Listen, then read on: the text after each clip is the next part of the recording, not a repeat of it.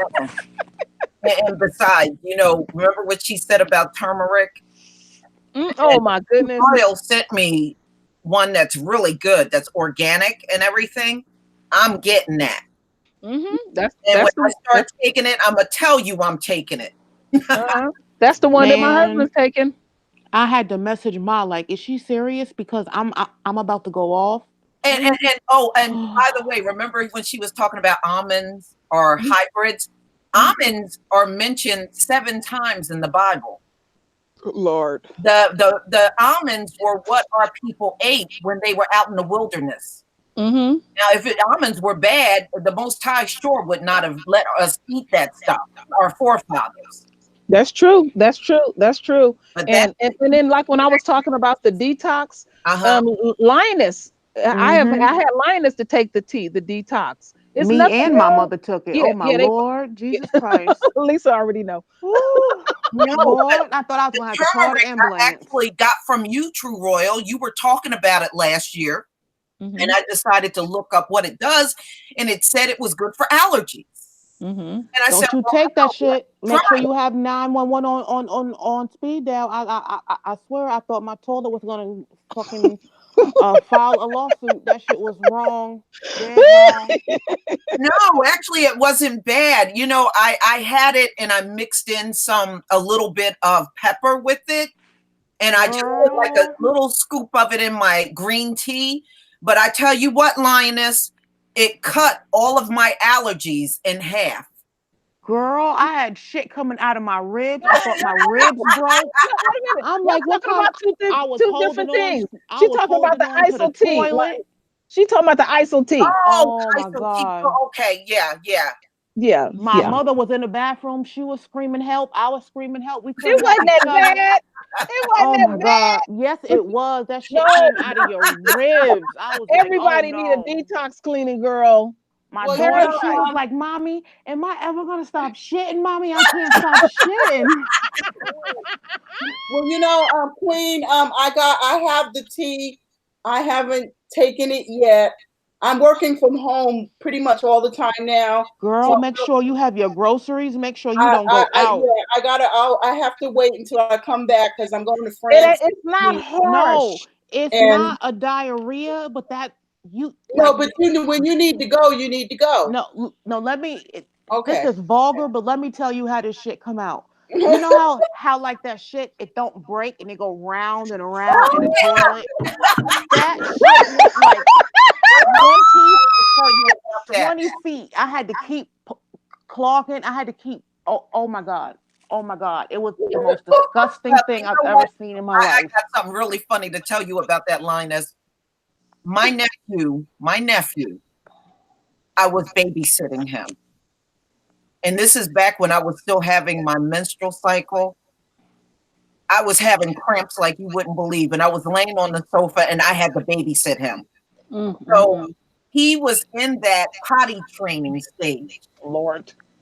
So he went to the bathroom and it got kind of annoying, but I kind of put up with it because I understood.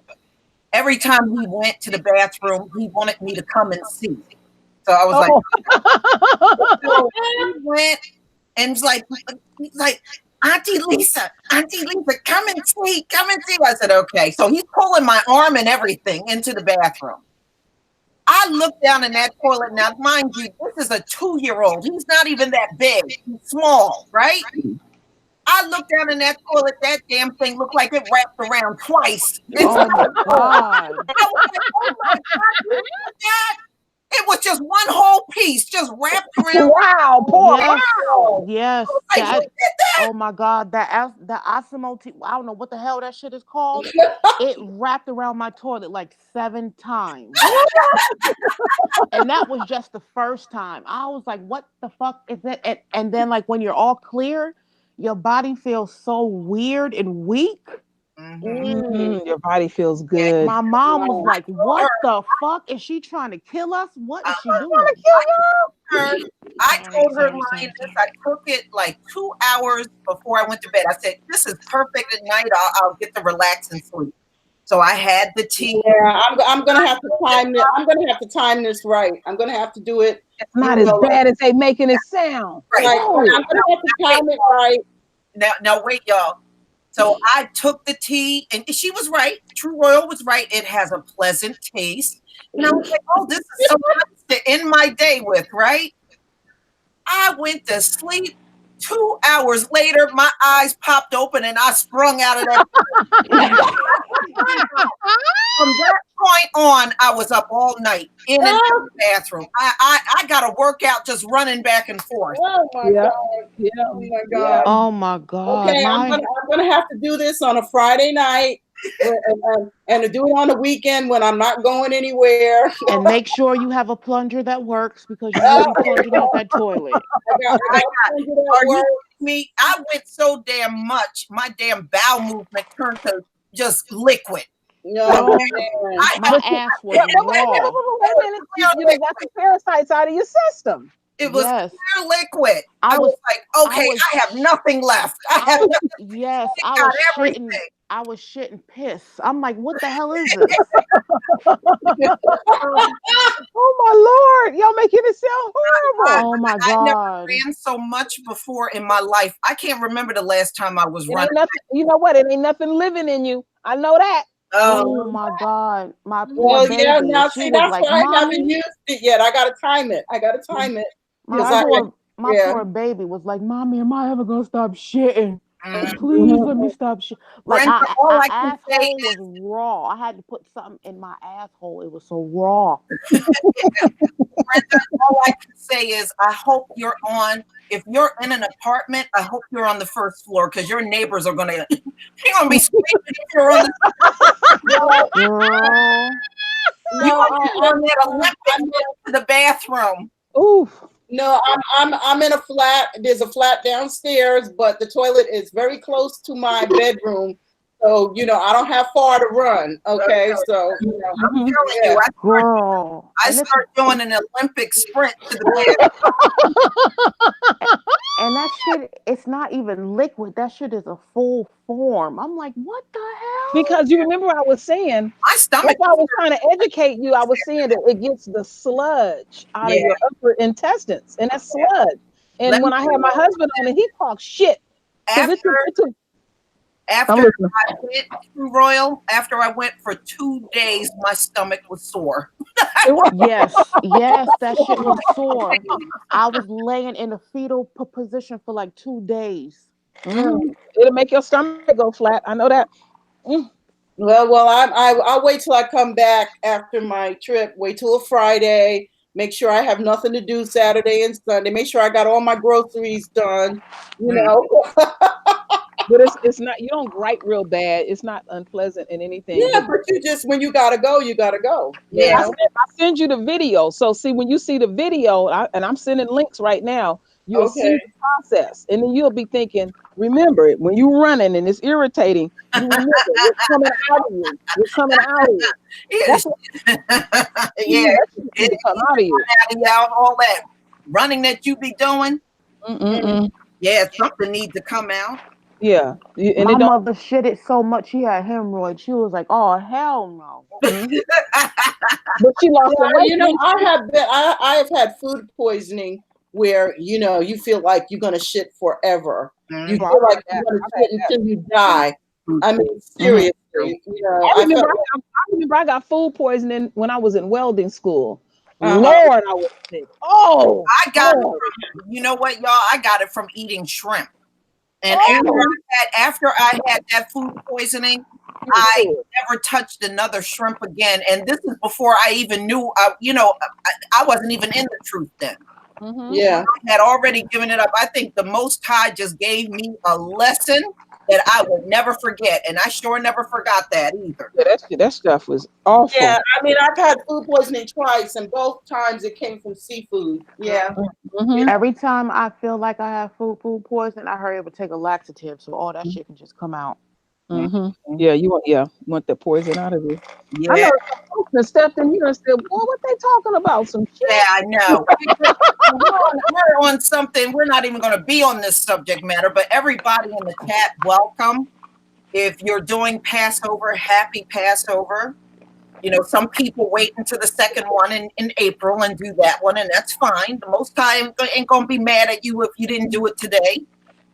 So we're going to go over how the demographics in America are changing. And there's a lot of factors that some of us don't even think about. We know we're not reproducing. Demographics in America. Okay, feedback. Got feedback? And there's a lot of factors that some of us don't even think about. We know we're not reproducing. All right. Got feedback? And there's a lot of factors that some of any feed. Okay. All right. Are we good now? Okay, sounds like we're okay. All right, so we're going to go over why things are changing so rapidly in America. You may not feel like everything is going fast enough, y'all, but it really is. The Most High is hard at work. And, you know, when you see all of the things that have been coming up just over the recent year, things that you probably didn't even, you were like, wow, is that going on? Yes. So we're going to go through slowly. I got several articles we're going to go through slowly. And you'll see why, besides just the low birth rate, all of the other factors that are causing everything to go on a decline. And we're even slowing up too. We're not, I can't say that we're in the same boat with white people, but it's slowing down. And it's slowing down because in the last days, you don't really need to be populating the earth like you did decades ago, because everything is coming to an end. You know, I was looking at an article, even Mexico actually is going through a decline. In parts of South America, some of those countries are going through declines because everything's about to come to an end. It is no need for people to be bringing a boatload of babies at this point. So let's get started. Let me go ahead and share my screen so everybody on the panel and in the chat can see this.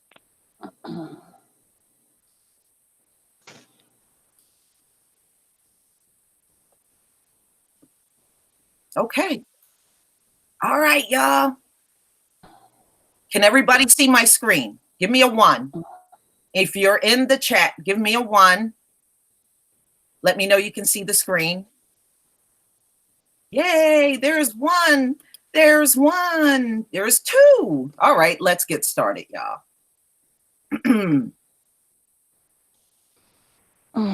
Now, one of the things that's coming up, ladies and gentlemen, is how this new generation of millennials and Gen 1 are a lot less social. But I can understand that because, you know, when I grew up, there was no internet.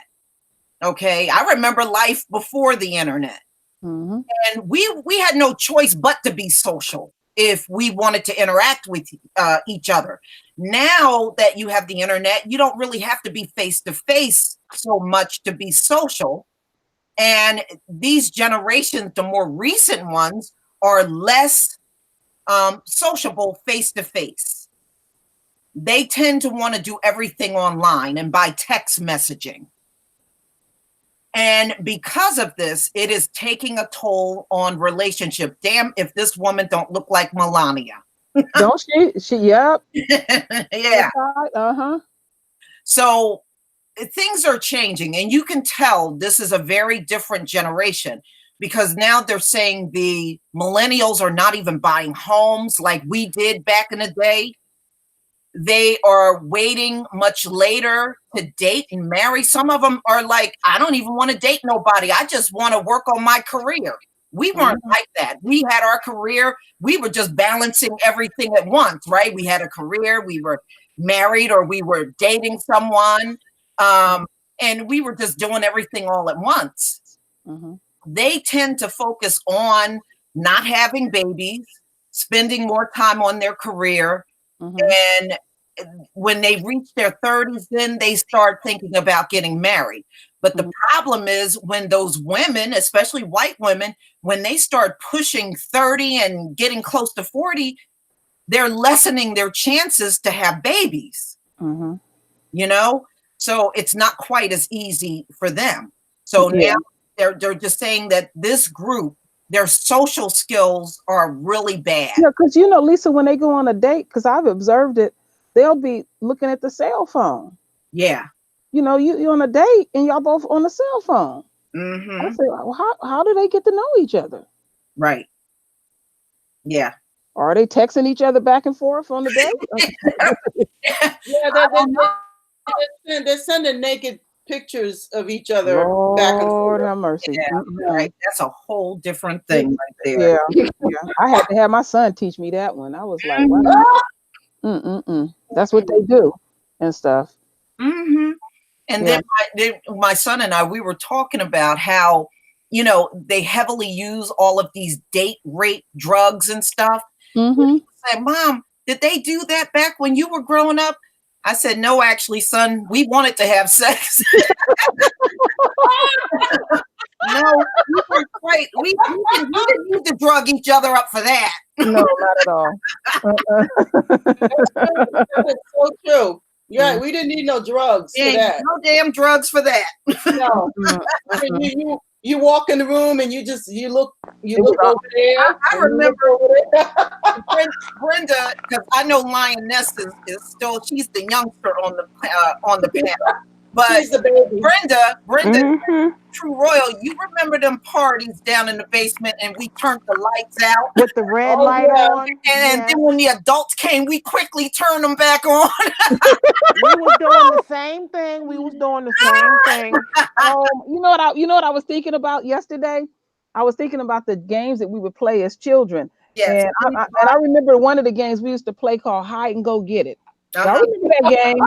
We were playing. We were playing Spin the Bottle.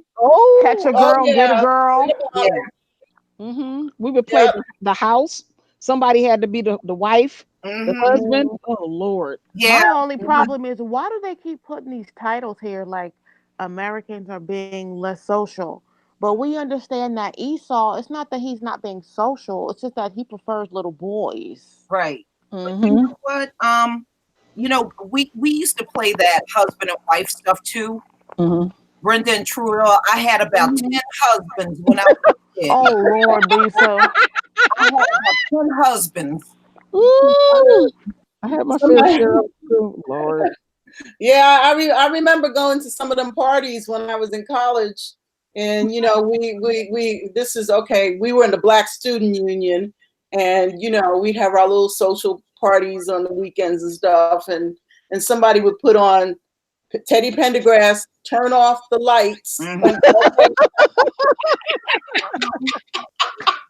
Yeah, those were the days before social media, y'all. Yeah, exactly.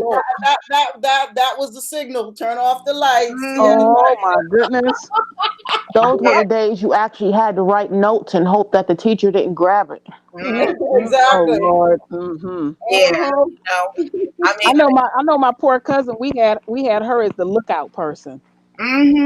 So we wouldn't get caught doing what we were doing. You make sure you look. I will give me some money. And then those were the days when you would tell your mom, "Oh, Mom, I'm only going over to Jamie's house. I heard you be in the car with your boyfriend off somewhere else."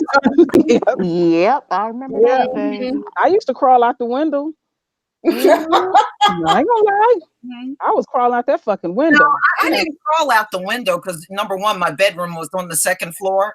Mine was on the second floor too. I used to just, always say I would be in one location and be in a totally different one. And I remember the days when I would cut school. I would act like I was walking to school in the morning and cut school, and we would go over to Philly and hang out in Center City all day. Oh boy! Well, I remember filling my backpack. I had my school bag. I didn't have a backpack then, but I had my school bag, and I would put stuff, papers and shit in there. To make it look like I had books, but I was really cutting school that day. I wasn't going to carry some heavy ass bag around, so I was just making it look like I was going to school. Brenda, I did some things I really seriously deserved to get my ass beat. I should have had my ass beaten. I know I did. I know Good I did too. Lord. My mother said I invented dirt. She said your little red ass is always doing Well, something. my mother had an issue with some of the things I would wear. And she was like, you can't wear that to school. You ain't wearing that to school, right? So what I would do was put the clothes that I knew were acceptable on top. And then when I got to school, I would go in the bathroom stall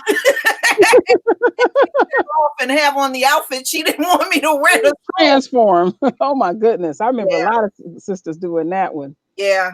I Uh. said if she would have caught my ass, I would have been finished. She didn't play.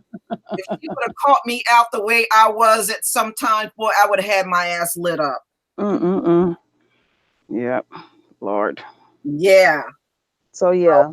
I'm not surprised because you know what? Even when you talk to some of these young people, they're very different from when we were young. It was a different place and time. Like we did a lot of dirt, but it's like nothing really happened to us. Like you really didn't have to worry about too much. Yeah. Now it's like you can't even go out. Like your children can't check Oh, the mail. it's dangerous now. It's dangerous. You got a lot of these psychopaths that are on these dating services and they meet up and end up killing the person, you know? Yeah. It's going up a lot. Yeah. You know, and when you're talking about, like you said, Americans are becoming less social, they're not feeling the person's energy out or anything. And it's scary to me. That's how people are now. That's the acceptable way to date, is meeting somebody online. You don't know their families. That stuff means something. Yeah, and you saw even George Zimmerman's crazy ass is doing that. You know, a picture with the dog lapping up on his face. Ugh.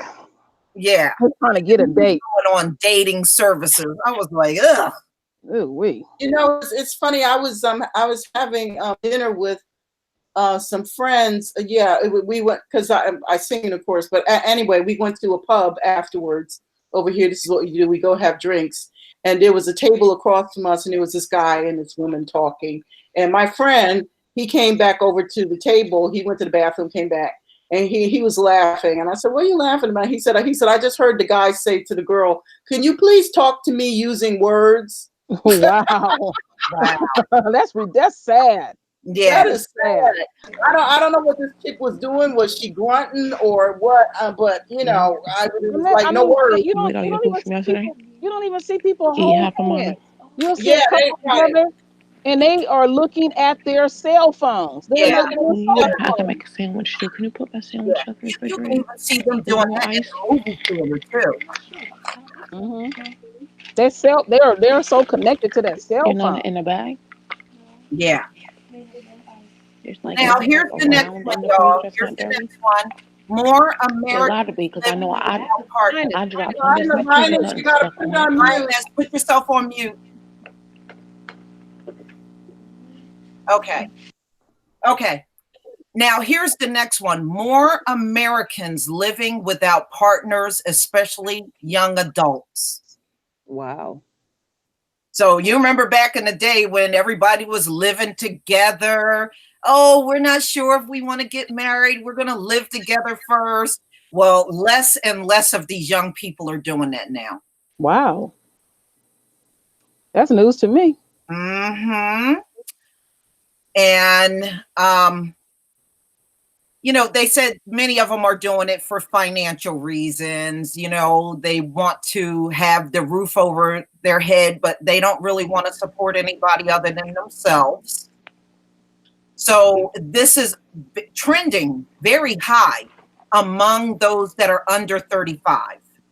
So a lot of the millennials and the Gen Z population, they are living alone and not partner up.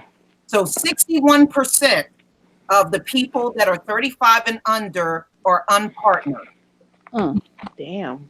Versus 56% a decade ago. So they're saying unpartnered people include, you know, couples that are living apart, that counts, single parents, and people who live with their parents. So that number is up to 61%. Damn. Yeah, that's pretty high. That My is pretty high. my son is 8 years old, and he said he don't want any children because he can't see himself bringing children in this world. Like it's too much. Yeah, a lot of people feel that way, though. A Yeah, lot. but this is her young son that's saying this. At Yeah. 8 years old? Yeah, a Jeez. lot of people feel that way, especially. I heard some young people say that just looking at the police brutality. They were like, I don't want these cops to get a hold of my kid and do that. Mhm. It's this is really a tough world to Yes. raise children in. Mhm. It really is. It's violent. It's very violent. And it's violent within the governmental institutions. Mhm. When you look with the police, they're part of the government.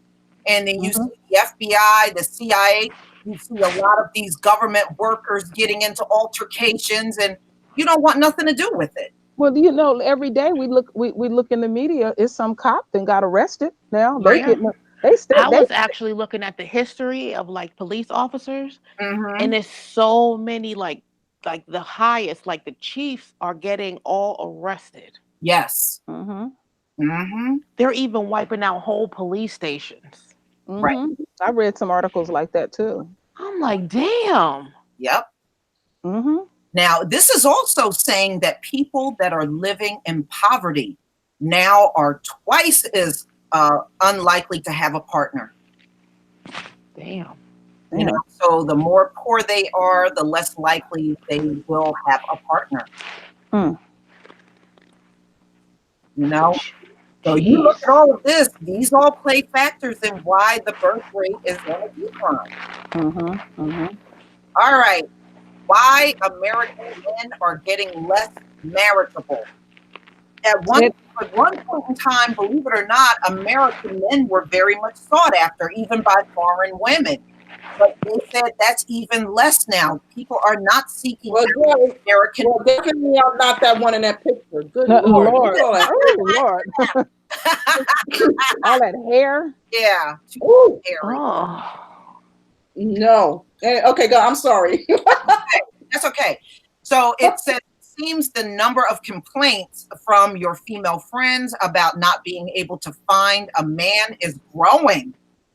We may finally know why. Somewhere between 1997 and 2008, Americans decided it was much less worth it to get hitched. So Mhm. marriages started declining from 1979 on. Wow. And Really? they said the share of the people that are taking the hit are the 25 to 39-year-olds. Mhm. But they speaking, but see, speaking on white America. Yes. Mhm. And these are people, and they said these women have college degrees. 15% of those have some college, and a full 20% of the women that can't find a man only have a high school education or less. What part of feminism you think plays a part in this? The whole thing. All of it, because Mhm. white women have a thing where they have to get their status as far as their jobs first. Then they think about children, and by that time it's too late. They're in their Bitch is 40s and old. 50s. Yes, yes. Mhm. Mhm. And they might if they can eke out one. Mm-hmm. And we always end up having children, more than likely, not always, but more than likely, straight out of high school. Right. We actually grow up with our children, so we have that special bond with our children. Yeah. Mhm. Yeah. Mhm. Yeah. Now, the Great American Marriage decline dropped from 72% of U.S. adults being wed in 1960. So a big portion of our parents and their parents around the 60s were all married. Mhm. There was a lot of people in the Black community married. Probably the majority were married. Yeah, my parents got married in 64. Yeah, mine got married in 57. Wow. Okay, to half. So it went from 72% of adults in America being married. That was cut in half by 2014. Hmm. And they're talking about, gains in women's rights and divorce. They're saying those were the reasons. Mm-hmm. But And do you actually think that now, like now that a lot of our people are actually in the truth, they mhm. don't actually want to get married like Esau's way? We consider marriage like sex and living in one household. Right, but you know what, Queen?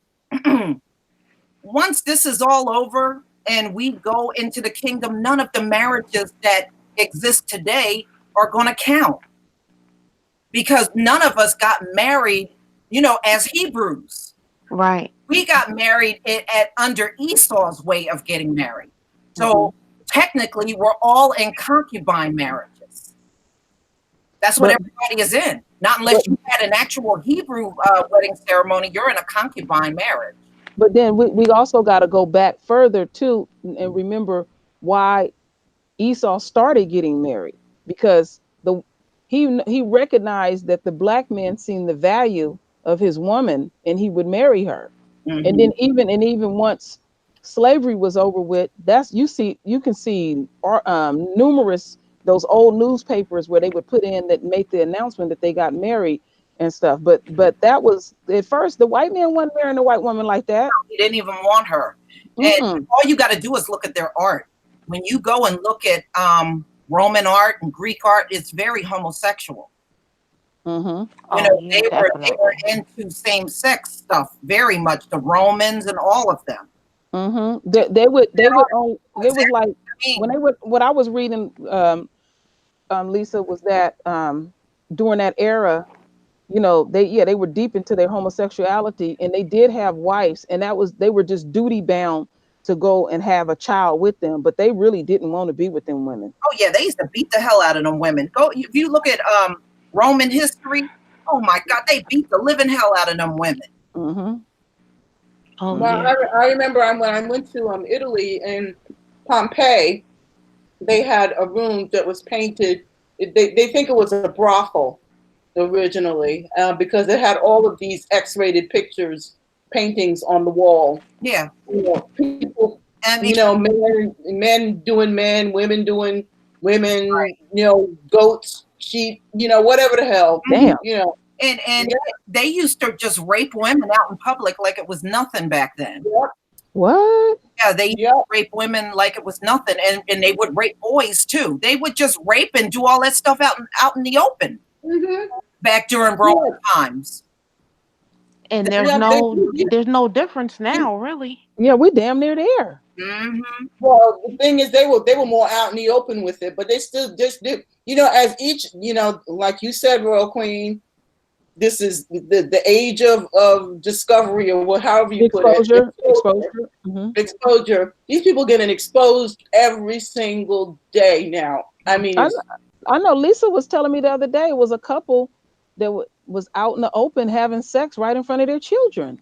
Mm-hmm. what? Oh no, Yeah. That's what oh Alexander no. the Great. He died of syphilis, and that's in the Bible. Mm-hmm. It sure is. Oh, there's a Mhm. whole bunch of them that died of Yeah, syphilis. and Oh, please. Caligula, I believe he did his own sister. Oh, Oh Well, Caligula. Lord, God. Lord. Caligula was just a Yeah, demon. he got it on with his own sister. So Damn. did Caesar Borgia. He had sex with his Yeah, sister. he was in love Oh, with his sister. Oh, Yeah, that's so all nasty. these people sick. yeah. Mhm. That's why they don't see anything wrong with the pedophilia that these teachers do. If you notice, when they talk about it, this is how they would talk about. Oh, I wish a teacher would have done that to me when I was in Oh school. no. Guys, I Mhm. see I've that heard in that. all of the they comments. don't Oh, see they all anything say that. wrong with it. They're Hmm. trying to normalize that mess, and there's no normalizing it. No. It's just some sick shit. Yep. Well, Mm-mm-mm. I know there was a video that came out about this congressman or something. He years ago he had been raping little boys, and one of them was mentally challenged, and he managed to get the record expunged. And then now the shit has come out in the open again, been exposed, age of exposure, and so now he had to step down. But you see Mhm. the shit that these people been doing. They've been hiding this shit Yeah, that's like in the Catholic forever. Church, all that rampant sex they've been having with the Oh, well, Jewish yeah, we know people. about that. Yeah, we Hmm. know. It's I just used to always get kicked out of Catholic church. I went to a Catholic school all my life, and I was kicked out every mass. mm-mm-mm. They used to You have us in this confession room, right? It was like pitch black with black candles, and this crazy, creepy priest is going to tell me what are my sins. I said, first of all, why are we in this black room with candles? This seems like some kind of sexual something's wrong. He kicked me out, and they called my mother because it didn't seem right. I ain't confessing nothing to no other man. Are you kidding me? That's not my God. I'm not confessing nothing to them. Well, you know what? When I was a little girl, because my grandmother, she took me all kinds of churches, but she took me to the Catholic church, and then I went through their little like or whatever, that little teaching thing they teach children, cataclysm or something, whatever. And so, Catechism. catechism, Mm-hmm. catechism. Yeah, that's a Freudian slip. But anyway, so at the end of it, they asked me, did I want to go to confession? And I said, confession? And they said, yeah, you go in that little booth over there, and then you tell the priest what your sins are. And I think I was about 8 years old. And I looked at the person and I said, 8 years old, what kind of sins have I done? yeah, at 8 years old. And they were like, never mind. You know, I mean, really. Mm-mm-mm. I'm 8 years old. What the hell am I going to confess? Right. We're not supposed to confess to some man. Yeah. I used to get in trouble because you had to kiss the father's ring. Yeah. Oh, that's nasty. I hit his hand away. I'm not kissing you. And of course, I went to the principal's office and they called my mom from across the street. And eventually, she was like, "If you don't stop fucking calling me, my daughter's not Catholic. She doesn't do that shit. So just leave her alone." And then they stopped calling her eventually. Because I used to ask, how is God white, but then he's in like, that's Africa region. I got kicked out again. I used to always get kicked out. Well, you got kicked out because you were too smart for them. The thing is, what an abomination that is, us standing there calling some white dude father. That's an abomination in itself. Mm-hmm. Yep. You know, no, that's not my father, and I'm not calling him that. It's just unbelievable. That whole Catholic thing is just it's demonic. Like you get like chills up your spine when you walk in those churches. And the thing is, it is demonic. It is. Yeah. It is. And the thing is, I didn't want to send my son because somebody had asked me, "Do you want to try Catholic school and with your son?" And I said no, because then when he comes home, I got to undo all that shit that I know is wrong, and I just don't need that kind of confusion. So especially for a child. And you know, I'm Lisa, you know, I'm a Christian and I'm proud to say that I am. You know, I'm a spiritual Christian. I'm not a dogmatic Christian, but I'm going to lay it on the line. The Catholic Church is fucking demonic. Okay? And I'm a Christian saying that because I can see it for what it is. That shit is demonic. They used to go back. It was like this room. It's like an altar boy room, and they used to have to change clothes with the priest and shit. Oh, and then, man, that's messed and then up. like the girls, like they wanted the girls to fucking get a chance, so the girls would have to go back there with him. And I'm actually like as I'm getting older, I'm starting to reflect on things. And I remember my high school year, like you actually get to actually stay like overnight. And instead of a convent, which is where the nuns stay, we actually stayed where the priest stayed. It was a big ass castle. It was an all girl school because I went to an all girl Catholic school and it was nothing but priests there. Now that I'm older, that shit freaks me out. I slept with like a knife under my bed. My other roommate, she had like a box cutter. Like it was bad. Wow, that's deep. And the older I get, the more I understand that shit. Like, wow. Like, what if they had cameras in the room? Well, the one thing you know about that stuff, you can help a lot of people in that area. You know, as bad as it was, some people just not, you know, don't know nothing about it. I'm a person, I don't know about it. Yeah, that shit is demonic. It really is. I just heard how the only thing I ever heard is how mean. the two things that I remember, that the Catholic school kids was the baddest kids in school. I used to hate walking class that building, and then they said the nuns would beat the hell out of the students. Mm-hmm. That's all I remember. I said if one of them nuns would, because I hear a lot of people telling their stories. Oh, they pulled me out in the hallway and beat me, and I was like, you know what? That nun would have raised her hand to me. I would. They didn't beat me. I'm sorry. They didn't beat me. They actually liked me. They actually told my mother to don't take away my, like the other kids were, they were very timid. I always spoke my voice, and they always told her, don't stop her from doing that. I promise y'all, I was kicked out of my classroom every day because they said something and it just didn't make sense to me. And I'm like, I have a question. Like, okay, why aren't y'all priests having sex? The Bible says be fruitful and multiply, but y'all don't have sex. I got kicked out. That's because everything they do is contrary to what the Bible says. That's how you know they couldn't possibly be chosen people. That's how you know. Some weird shit, man. It was opposite of what the Bible said. Even those fake Jews, everything they do is opposite of what the Bible says. They follow the Talmud. Yeah, the Talmud. Yeah. Yeah. Yep. Yeah. So now, and I know that people are not getting married. Like I was saying in previous videos, there's 4 churches around me. In fact, one church just closed not long ago. It's not even open anymore. But there were 4 churches around me at one time. And I remember back in the day when I was growing up, there used to be weddings at all 4 churches. Sometime on the same Saturday, you'd go past and you would see all the wedding parties going up and down the road. Now it could be a Saturday and no church is having a wedding around here. Maybe they're getting married in Las Vegas. Well, I mean, there's still quite a few young people around here, of that age where they would get married. They are just not getting married like they used to.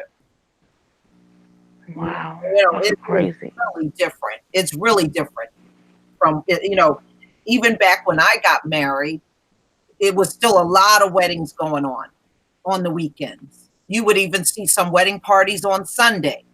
Now the churches are just as empty as can be on a Saturday. I would never get married Esau's way. Now that I know the truth, I couldn't do it. Yeah. Well, see, that's why we got that 1,000 years of rest where nobody's going to be married, because we're going to be learning, and our whole life is going to change, and we got to get used to that. That's going to be quite an adjustment going from here and into the kingdom, where our whole way of life is going to be so different from what we're looking at now. Can't wait. Nothing is going to be like what we're looking for. We ain't going to be under all this damn oppression and the bullshit that we're looking at right now. Okay, birth rate. Oh, Lord. At all-time low. 0. Fears of a demographic time bomb, but women over 40 are a big exception. So as of now, the birth rate in America, remember, you need at least a 2.1 to sustain a population. America is at a 1.76. So we are well below where it really should be. And remember, I think the Hispanics are growing in, like, I believe 26 states. Black people have grown in 12 states, and white people are not growing in all 50 states. I was about to say, who was all? Wait a minute. No, they're talking about them. They're all the ones that are flatlining right now. But there's no population growth among the white population in all 50 states now. I don't see any white children living around me. All I see is Black and Hispanic children. Yeah, around me, I was telling True Royal this. I said, when I walk in the store, I'll see Black women pushing strollers, Asians, Hispanics. But when I see white women, they tend to have teenagers with them. I rarely see them pushing a stroller with a baby. Mm-hmm. I don't see that like I used to. So yeah, you can definitely, there is a big change, and it's very noticeable. Mm-hmm. And that's why I'm going to go back to this notion about talking about gentrification. It made me, I said, wait a minute, we saying it, but is it really true? Because I've been paying close attention in a couple of areas that they unquote gentrified in the Bay Area. The people didn't even move in. They had built all these condos, put this mall right next to the condo where everything was easy access for them. And they did close the Toys R Us. They did close the Walmart. No, not the Walmart. No, yeah, the Walmart and the Kmart. And the only thing that they left open was the pet store and the pack and save store. But all those other little bullshit ass stores is gone. So it's like, are they really gentrifying the neighborhoods? Right. No. That's some that I think that's a scare tactic they like to use. Oh, here they come. They gentrifying the neighborhood. Them people ain't buying like that. Yeah. If they do, they'd probably be like that Teresa Klein, the one that said somebody grabbed her ass, living by herself, ain't got nobody but her crazy self in the apartment. Uh-huh. Yeah. That's gonna be the norm, what you're saying. That's what's gonna happen. That's what we're gonna start seeing the norm. Well, what, Brenda, and I'm sure you probably heard this. I know when I was over in Europe, when I was still living in Germany, there were a lot of single white women especially in Germany. There were a lot, and some of them were up in age and they never been married, not even once. Damn. I don't know if you see that over in the UK, but I know in Germany there were a lot of women that never, been married. They weren't dating. They were just living on their own. Well, it's the same thing happening here. More and more people living on their own. I'm one of them, but I'm a widow. So, but a lot of these people have never even been married. Right. So, yeah, it's a worldwide phenomenon, not just the U.S. Right. Right. That's deep. It is. Like I said, you can see that, things are not quite what they used to be back in the day.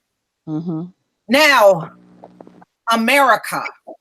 When it comes down to America, a lot of the world have trust issues with America. More and more countries around this globe do not trust the U.S. They're not comfortable taking the lead from America anymore. Plus, it doesn't help that you have a president that damn near don't get along with any goddamn body. So you got a president that's a maniac. Yeah. So it's saying only a third of Americans even trust the government now. But on a global scale, it says it is a mass drop in how many countries even trust America. Yeah, look at the leadership. Yeah. And since he's been in office, we know that he tells lies. I mean, he don't even care. He tells so many lies, and after a while, that piles up. It's like they're asking us to accept the leadership of this country. Just accept that this person is fucked up. Yeah. So I said, now this is what I said when Barack Obama was became president. I said how the enemy looks at the White House is forever tainted. They don't care who come up in that bitch anymore. They don't care. Even now the Republican, the Democratic Party, they want to play like, oh, Trump is horrible and stuff like that. They like what he doing because they benefiting from it. Right. Right. He's still upholding white supremacy at the end of the day. But then on the world stage, when they looking at this country, and I'm gonna tell you a couple of things that I paid close attention to. when he went over to France and he pulled them antics, he always pulling fucking antics when he go overseas. He can't never get nothing done right. They say by the third day he acts a fool and stuff. And then he went over there to Vietnam and he pulled that antic. That right there sealed it. They like, okay, other countries is looking at this stuff. And they said America ain't what it used to be. Only thing they getting out of America, what they can get, and then taking it back to their country and it benefits them. But America is, she fell on the world stage. She'll never get back up. I mean, even in this article, it says, but whereas trust is falling in the United States and a number of other countries with, okay, so the countries that are saying right now they have less trust in America: South Africa, Italy, Brazil, China. We know China don't trust America, never have, regardless to what president is in office. But the trust in the U.S. is down globally.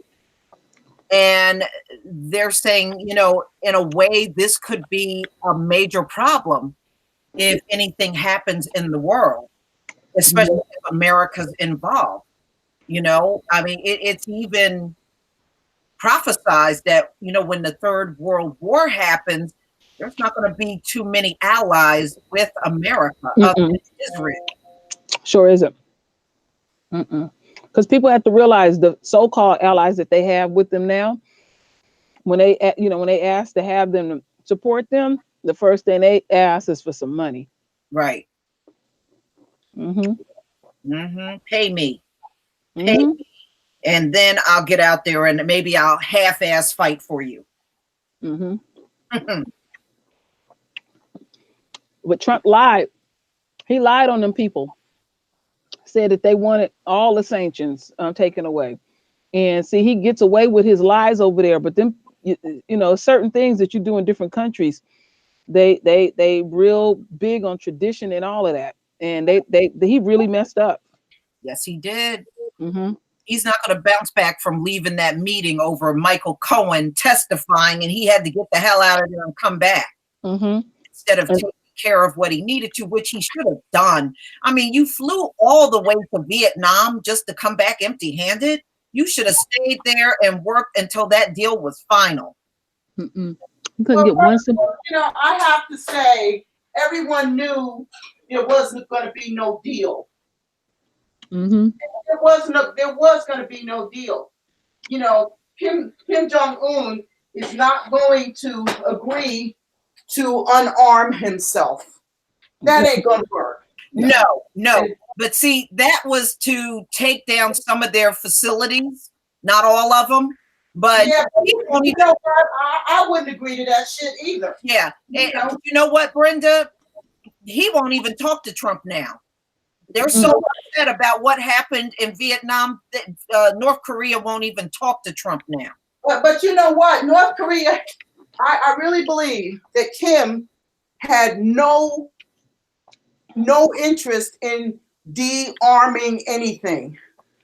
It's all bullshit. He just played Trump. You know, he's not going to make himself vulnerable, because we know in history, anytime the U.S. goes in, tells somebody to stand down, put your weapons away, that means that they're going to move in on your ass and take your shit. Oh, yeah, you saw what they did to Gaddafi. Yeah, exactly. And even Kim Jong-un said he did not want to end up like Gaddafi. Exactly. You know? Exactly. So there never was going to be a deal at all. Never, ever. You know, just like you're saying, one thing we know for sure, any countries that got nukes, the U.S. don't mess with them. That's right. They sure don't. That's right, because they know that, you know, they got the capability to fight back. You know, we only like picking on people that are defenseless. Yeah. Easy targets or smaller countries where they don't really have much of a military. Yeah, exactly. Yeah, if you can't defend yourself, that's who we're gonna go in on. That's what we're about. Big bad bully of the world. Trump and his folks up there, they don't know what they doing. They too busy stealing and lying. Yeah. But they're getting exposed, Queen. I'm so glad. I'm so glad. every day. Every day. Every day, another exposure. Yep. Love it. Me too. All right, we got one more. All right, so the United States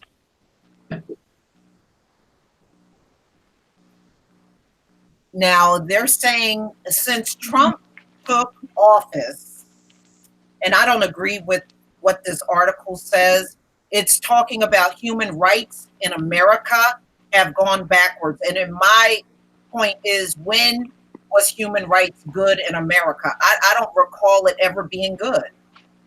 When did it go forward? Yeah, that's what I want to know. But this article is talking about, human rights in America. America has a history of being terrible and abusive to Black people, immigrants, and even, LGBTQ, which I don't care about, anti-Muslims. So it has this track record of all kinds of abusive and prisoners not having any rights because of, their shitty ass 14th Amendment. But America has a tendency of always calling somebody else out on human rights, and they are the biggest human rights violator on the planet. Yep. And the thing is that they just need to replace that word human rights with white rights, because those are the only rights that they're interested in. That's it. If you ain't white, they ain't interested in nothing for you. Period. Right. White rights. I would hear people say, oh, well, why don't Black people try to go to the UN? Because America got everything so inundated.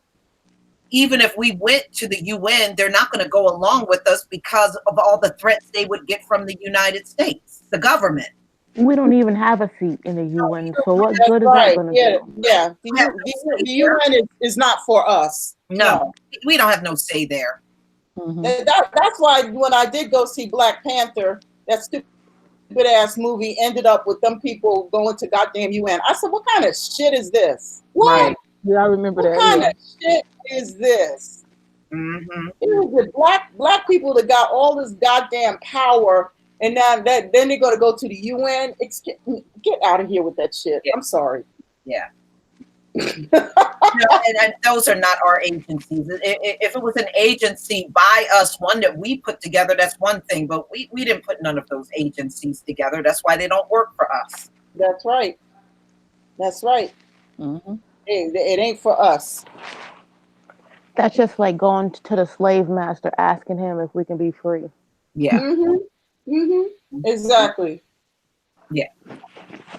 Okay, so it's saying that individuals most likely to suffer abuse in the United States, including members of racial and ethnic minorities, immigrants, children, the poor, and prisoners, are often least able to defend their rights in court or via the political process. Many vulnerable groups endure renewed attacks on their rights during the year. Other longstanding U.S. laws and practices, particularly related to criminal and juvenile justice, immigration, and national security, continue to violate internationally recognized human rights. So, no, and like I said, when they said it's rolled back, I'm thinking about all of the centuries we've been putting up with all kinds of hell. I don't recall for maybe a 10-year period it was calm for us. Does anybody remember this era? Nope. Maybe I wasn't born yet. I don't know. Yeah, I don't know. No, honey, I was born. I don't remember. I don't remember shit like that either. I don't know what you're talking about. I was here, and I don't remember. I don't remember either. Yeah, and we know we're the ones that always get the harsher sentences in court. And approximately 2.3 million people are in state and federal prisons. We know most of them are us. And America incarcerates more of their citizens than anybody on the whole planet, which doesn't make any common sense. Concerns of over incarceration, prisons, partly due to mandatory minimums. And see, that's where they really got our people. That's where they really got us, on mandatory minimums, keeping you in jail for weed for several years, and you know, things that don't make any common sense. Yeah, it doesn't. And that's why I laugh every time Congress is talking about criminal reform. When have criminal reform made things better? I mean, I never even seen them release a bunch of people that are in there for petty crimes because they put forth criminal reform. I just see that as useless, especially if it's going to come out of the same Congress that we're dealing with today. How is that going to make a difference? It's not. Well, I mean, first of all, it just offends me that they think that the majority of Black people are criminals. Yeah. When we're not. So how is criminal reform going to impact my life or yours or most Black people? Absolutely zero. Right. It just goes back to what True Royal said also about the baby bonds. Oh, yeah, Lord. that bullshit. Yes, that bullshit. Right. The baby bonds, and also, oh, well, we can give reparation in other forms by fixing up some of the depressed neighborhoods in Black areas. Well, we don't all live in depressed areas. That's right. So exactly. A big chunk of us are going to be left out. Yep. Yeah. Yes. You know, I'm sorry, but I went in on Cory Booker. I swear to God, that man makes me see red. You know, with them big ass bug eyes with no brain behind them.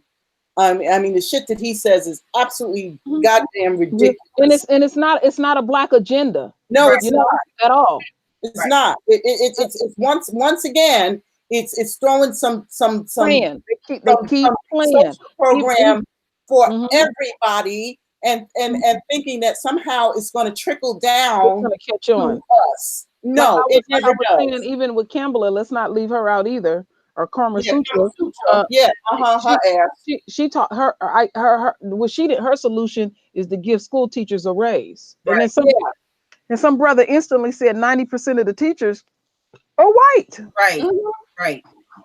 And they don't teach our kids nothing. Look at the shape the Black areas are when it comes down to education. They don't need to get no raise. They need to be fired. I tell you what, that bitch can fucking give me a raise, and I can teach my own children and buy my own house and have my own property. Right. Exactly. Cut your damn check. Yes. Because I don't teach my children the average shit that the school teaches. Well, when my children go grocery shopping, they got to bring a calculator. They got to tell me what the sales are. They got to grow their own food. My son has to learn how to build stuff, how to fix stoves, how to fix underneath the sink, how to take out the garbage. The girls, they are responsible for making sure the house is kept clean, washing the clothes. Whatever their brother want, they have to provide because he is the king of the house. So you have to get these girls ready for a husband. Fuck all that dumb shit. Right. That's what I was saying, you know, because I was telling my son, I'm not teaching you George Washington and Thomas. No, hell no. And I don't see how that benefits anybody Black. I don't even know who those people are. I don't care who they are. They were all slave owners. Fuck them. Okay, that's how I see them. Screw them. They were all slave owners. I don't need to learn. That's all I need to know about them. I don't need to know nothing else. I don't even know who they are. That's bad. Yeah, that ain't bad. That ain't bad. Yeah, what you're teaching is practical. Yeah, but I tell you that damn Cory, I swear to God. You know what? It made me so angry because it's so insulting, and he's sitting up there playing, but he told on himself too by saying he was frustrated and disappointed. Because you want somebody to go along and get along. Right. Yeah. They want us to just get in line with the Democrats. Oh, yeah. So don't worry about reparations. We'll vote for you anyway. Fuck you, Cory. Fuck you, Cory. And then he says, well, you know, love is going to solve this. Love my ass. Love my ass. Just go fuck you and all. Yeah, that's right. Go, Corey, get on your goddamn love boat, and I hope the shit sink, okay? Because this is stupid as all hell Right. what he's saying. His love Love it. don't include a check. I don't want to hear it. Love my ass. What do you think would actually happen if like 90% of black people didn't vote? Like black and quote unquote Hispanics, who we That you know. means the Democrats probably will not see the presidency again. We are always that swing vote in the country. So if we cut our votes out, the Democrat chances of winning are zero. I don't think we should vote. I don't see No, that's what any of these candidates. I don't see we should vote. Right. That's what ADOS is all about, and hashtag tangibles 2020. If you don't give us anything, we're not giving you our vote. You know, we're not in the day and time of fuckery anymore. So if they want something, they're going to have to give. And right now, they're all resisting. And every time we bring up reparations, they're talking about some damn program and shit for everybody. Well, God damn it, everybody wasn't out on that cotton field with us. Okay, we were out there by ourselves struggling. So I don't want to hear no bullshit about shit for everybody. That's just garbage. Why don't they just go to like the caves? Like they're perfectly like they are still there the same way they left them. Why don't they just go in them bitches? That's where they belong. That's why their asses are frying up all over the place. Really shouldn't. They're out of their habitat. But no, I mean, so now our vote is for sale. So if they better provide something, or the Democrats in this country will be finished. I'm ready to leave America. I know that. Like I'm ready for them rockets and these missiles to just hit. Before Lioness, I said if reparations come, I'm out of here. I'm out of here. I can't wait. A dime back. I'm out of here. No, that none of these candidates are worth voting for. Come on, who are you going to vote for? The thing is, what we're saying, that if you want our vote, then you need to meet our demands, because every other person in America treats their votes as a transaction, just like Yvette Carnell said. This is a business transaction. Okay, it's not a bullshit transaction, it's a business transaction. So if you want my vote, what are you going to give me for my vote? Exactly, August Dreams. No black agenda, no vote. Right. Okay. Right. Well, And they want to. we're talking. I see what they always pull this shit up, because I've seen it throughout my lifetime. When it comes to talking about some serious core issues with us, now you want to start dragging in other people. It's time to be fair. Let's talk about race what do they call that, relations, where we need it's like no, that's part of, no. No more conversations about what that got to do with my money. Right. You know, Correct me if I'm wrong, but didn't like Britain or London say that black people should get reparations, yet they're throwing out all other black people in their country? What's happened over here is, for some reason, they have started, not just, they started been throwing out the Jamaicans. Yeah. Okay, they had these people that came over in the 50s from Jamaica. They called it Windrush. I don't know why they called it that, but anyway, they had a shortage of bus drivers in England, so they went over to Jamaica and said, "Hey, if you if you come over to England, we're going to give you jobs as drivers." So they came over on these ships to England, and they got these jobs as bus drivers. That's why a lot of the drivers over here are black people, and they gave them jobs, and they settled in, and they bought homes, and then for some reason I found out last year that they have been deporting these people. They've been deporting people who have been here 20 and 30 years. That doesn't make any sense. Will they give them reparations though? Because No, there's no reparations. No, No, just throwing them no. out. so then They how can figured they? they done got what they got out of them. They just said they could send them on. And I think it's all part of this Brexit bullshit, where basically, if you want to break down what Brexit is, it's they just want to get rid of, they just want to make Britain white again. That's the bottom line. Yeah. That's the bottom line. So then, correct me if I'm wrong. How can London or England, whatever you call it over there? London is a city in England. Okay, England is the country. Yeah. Okay, so how could they tell the U.S. that they owe us reparations, but they're deporting their own people? That's because it's white folks. They're all about hypocrisy. Right. Okay. They put this. Hey, you should be doing this. Meanwhile, they got dirt in their own. Dirt in their own backyard. It's just hypocrisy. It's bullshit. Yeah. Yep.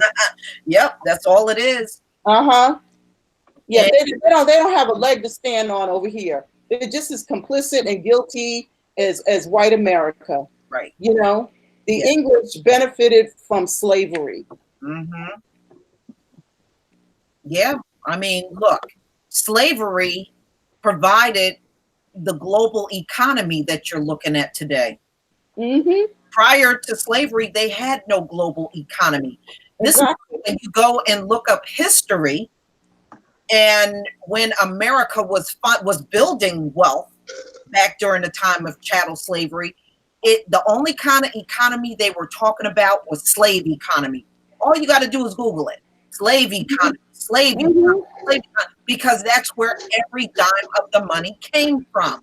Exactly. And then if you look at Great Britain, not just England, the great England, Scotland, Ireland, Great Britain, it's a tiny island.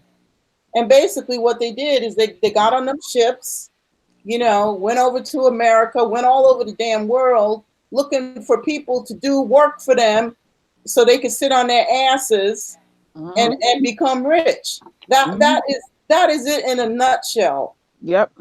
That's it in a nutshell. Ain't nothing changed. No, exactly. They just want to sit on their asses and have other people work for them, and they keep all the money. And then got the nerve to look at somebody talking about lazy. I'm like, are you fucking kidding me? And we got to keep. And Christopher, they benefited from cotton big time as well. Cotton. And won't even get into college fair and square. We gotta keep it core. Their fears, and they like to project fears on people, but their biggest fear is they gonna have to do this shit by themselves. I hear a lot of them say their biggest fear is having Black people as being the majority because they're scared that we're going to do to them what we did to them. Well, that is nothing but a guilty conscience. They know what they did to us is wrong.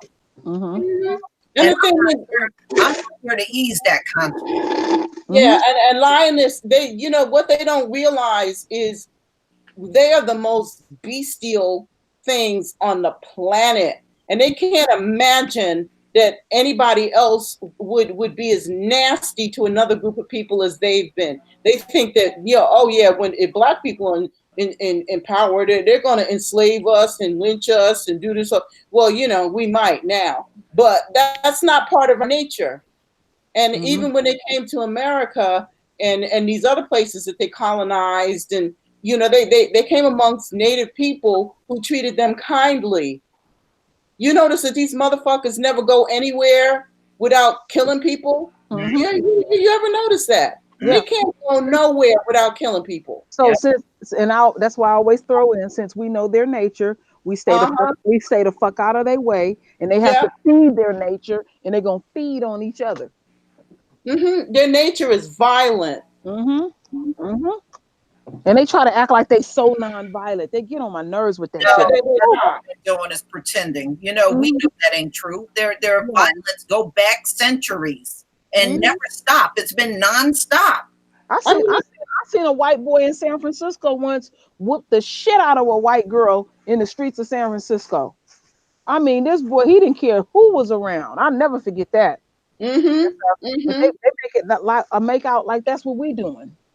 I always tell them be be free, be in your nature. Like, stop acting like this. Like, be free with me. Like, I know how you act. It's okay.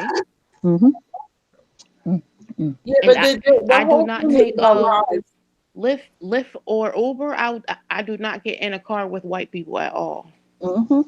But see, white people been putting on airs and doing this pretend thing.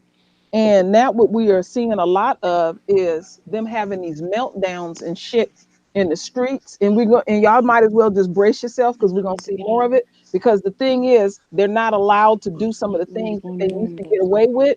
And they're actually doing it to themselves. Like when, and we're not gonna let up off of this about this cheating scandal in the colleges and stuff. When I looked at it on a deeper level, I said they money ain't no good to Mm-hmm. themselves. So right now, in the space and time that we are in, if you let's say one of us is working in the admissions department, knowing what we know right now and stuff, and some rich white folks say, check this out, I'm gonna give you 10 million. Get this little bratty ass kid through the school. I don't want your money. You can Right. keep it 10 million. And Yeah. we see that they offering that type of money for these little bratty ass motherfuckers. But then the other thing that I want to throw out that also, okay, we know they not showing certain mug shots. People that do videos know who they, even like this damn lawyer who gonna try to strong arm Nike. They don't show his mug shot. Nope. He's a greasy motherfucker. Yeah, Yeah. exactly. I want to see the mug shots. Mm-hmm. I Yep. They didn't know look. this. I That. know I Yep. didn't look. A bunch of us didn't look because trust and believe. If we found it, we would have emailed it to everybody.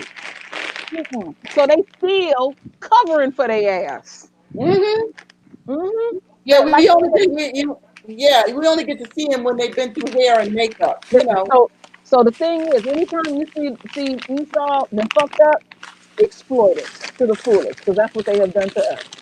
Yeah. Put a whole lot on it.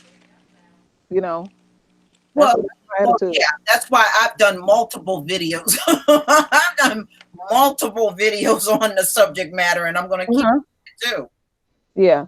Yeah. And I ain't going to mention the person's name. We are not delusional over here. We know that Republicans and Democrats, they both are no good. Liberals are no good. None of them are no good. We're not on we're not delusional over here. Oh, None of them are no good. we don't care about liberal and conservative because as far when it comes down to the black community, none of you have done a damn thing for us. And don't plan to. Exactly. No, I'm gonna tell y'all what it really is, and this is how my father raised me on this. Care about that. He said, "What it is white people behind the scenes will talk about how they can handle unquote niggas. Yeah. I can handle them. I can handle them and stuff. And so you got your liberals that come way, you got your Democratic Party or your Republican Party that comes one way, and then when they figure out this particular black person ain't falling for none of it." And this is what they gonna say about us in the end when they realize that we not for the shit. They gonna say we crazy. Because when they say you crazy, that meant they have ran out of options. Right. And they'll get back on there. You're racist. Black people don't care nothing about being called racist. You are wasting your time with that. Oh, that ain't gonna work. Well, it's not possible. They don't know it's not possible for us to be racist. That's when the red list comes out and the yellow list comes out, and they're gonna come after all of us who can't conform. Mm-hmm. Well, let them come. Yeah. You let them come because the way I see it, we gotta be. You gotta stop being scared of what they might do. Get past all of that mess. Yeah. Mm-hmm. What have not happened to us? That's the question. I train my children for that day when they come in here. Mm-hmm. Because I train them. Yeah, because the thing is, it's like, oh, Trump is racist. That's gonna scare them. Oh, if you get reparations, that's very divisive. That's gonna make other white people angry. And I'm So gonna say it. not been angry. They not been angry. So we broke and they killing us. Right. Again, we broke and they killing us. Right. So what difference does that make? When are you not mad? That's what I want to know. It's your fucking ass nature. You'll kill your mama. They sure do. Oh my God. Shit. Yeah, look, we ain't scared of no racism. We ain't scared of somebody being angry. They're trying to find that one little formula, that clickbait. The fucking hot sauce didn't work. The tennis shoes didn't work. All these different things that they keep coming up with is not working no more. I said this. Cardi B definitely sunk Camellia hat, whatever her damn name is, dancing to her, and the shit that Cardi B going through now. She sunk her ass. Well, Well, Cardi B ain't black, so I don't give a shit about the bitch. Well, okay? You know what? This is what we have to realize. When I talk about the shift in consciousness, Lisa took it to the step further. She said it only takes 7%. It don't take the whole 100%. Everybody, it doesn't. Listen, Our father. Lisa's been saying it, and I've been saying it, and a lot of people that have brains, you know, between the ears have been saying this. It don't take 100% of the people to start a movement. It just our father said that he works in quantity and quality. He doesn't work in quantity. Thank you. Thank you. And another thing I want to bring up, so we don't lose sight of this, be very, very careful about, like Yvette Cornell said, the smear campaign, or the unquote vessel that the message comes in, because they're going to use that to rip us apart. right? When I see a lot of that stuff thrown in, I pull way back and I look at the players who's doing it and stuff, because I know that we're going down the right path. And our father, we know this, have used many of people who we may have some issues about, and he uses the vessels that he used to get the message out to the people and stuff. And so then what we'll do, we'll start casting these stones and losing sight of the very thing, that the very path that we're supposed to be going down. We all got something to work on, so be careful of that stuff, because we can be extreme even when nothing is going on. I'm a testament to that. It don't have to be anything going on, and people will just make up shit. A phantom. Some crackhead white supremacists will come and say some shit, and everybody's all in disarray now. I still don't get that. Yeah, go over there now, motherfucker. Spots on the wall. Yeah, that's why he got jumped. Probably grease spots on the wall from flicking off of his head. That's why his ass first he lost some motherfucking teeth, and the next week he got jumped and ran out of his neighborhood. And now he's seeing but you know what? wall. But you know what Royal Queen is talking about is the fact that they got some people in the black community saying, well, Yvette Cornell is gay. Well, that doesn't matter, because she is fighting for her people. She is black first, okay? And if we want to go and look at the history of people who have stood up for black people, a lot of them have been gay. James Baldwin was gay. What movement? Bayard Rustin was gay. Okay. What movement have ever happened in this country and gay people weren't mixed up in it? Exactly. Yeah. Exactly. Yeah. But but to show you how disingenuous people is, okay, we're supposed to accept gay people and treat them like human beings, but now you want to throw the gay thing in there? You a fucking contradiction your damn self. Yeah. No, when it look like it's something going in our favor, then you want to start digging up this stuff. But then in the next sense, you want to say that the black community is the one that are the most homophobic, the most this, to the most that. The black community was the only community that a gay couple could even live in. I remember partying as a teenager. We was open to them. There was no fight. We wouldn't allow anybody to mess with them. But as soon as they left that fucking neighborhood, they ass got fucking jumped. Killed? No, killed. Right. And even the Most High gives gay people a chance to change, believe it or not. Yes, he does. So they still got a chance to turn themselves around and make it into the kingdom. They're not totally out of the loop because they're gay. You know, just like when people get angry over interracial couples, they're not completely out of the loop either, because they can still turn things around. The only sin that's not excusable is the blasphemy of the Holy Spirit. Other than Right, that, you right. could You change. can change. Mhm. Absolutely. So all of this anger, oh well, they married someone white or they're a swirler. You know, we're not God. We're not in that kind of position where we can X someone out of the kingdom. That is strictly up to the Most High. You will be X'd out the You'll be motherfucking X'd out kingdom. because Yeah, you that's right. so harshly. He who is without sin cast the first stone. Yeah. Okay? But I was tripping off of that. They've been trying to use that, and even some of our own. And I said, wait a minute, y'all saying we the most homophobic, and now all of a sudden now y'all want to throw that gay agenda in there. No, you can't have it. You can't have it both ways. You Can't can't have have it both it. ways. Number That's one, right. we can't be homophobic because we do not control the media in America. And the media is the one that throws all kinds of shit out there. We don't have no control over that. No, we sure don't. Yeah, and as far as I'm concerned, if you're trying to gay your way out of blackness, then I got an issue with you. Okay? Yeah. But if you black first, I don't care if you're gay. I don't care. Because what I look at is, are you black first? You know, Yeah. we got Jesse Smollett. He's trying to gay his way out of fucking blackness. Okay, I just excuse myself away from it because I don't condone it. So I choose to stay my way away from it.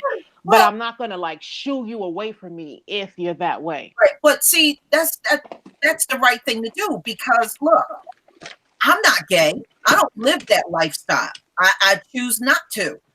But the bottom line is everybody still got an opportunity to make it into the kingdom, including gay people. Yep. You know? That's right. No, you watch the way you watch the way you treat people because when that time of judgment comes, it is saying that you will be judged with that same harshness that you are imposing on somebody. That's what I'm actually teaching my children now, that even though a person may look white, our Father may send them as an angel and you may fail the fucking test just because they're white. You have to be careful. That's why I was trying to tell some people that were like, I don't want nothing from them. Do you understand? They got our stuff. Whether you want something from them or not, that stuff got to come back to us. So if you don't want nothing from them, then where is your wealth going to come from? The thin air? You got to get your stuff back from all of these different countries that stole from us. So think about what you're saying. And I look at it this way. You don't want your shit? Give it to me. I got all kinds of plans on what I can do with it. You don't want your inheritance? You don't want your benefits? Give it to me. Yep, exactly. Yep, Kama Sutra and Booger, hand the checks over. Okay, you know you got that dark skin, but you ain't black. Your soul and your essence not black. Hand it over.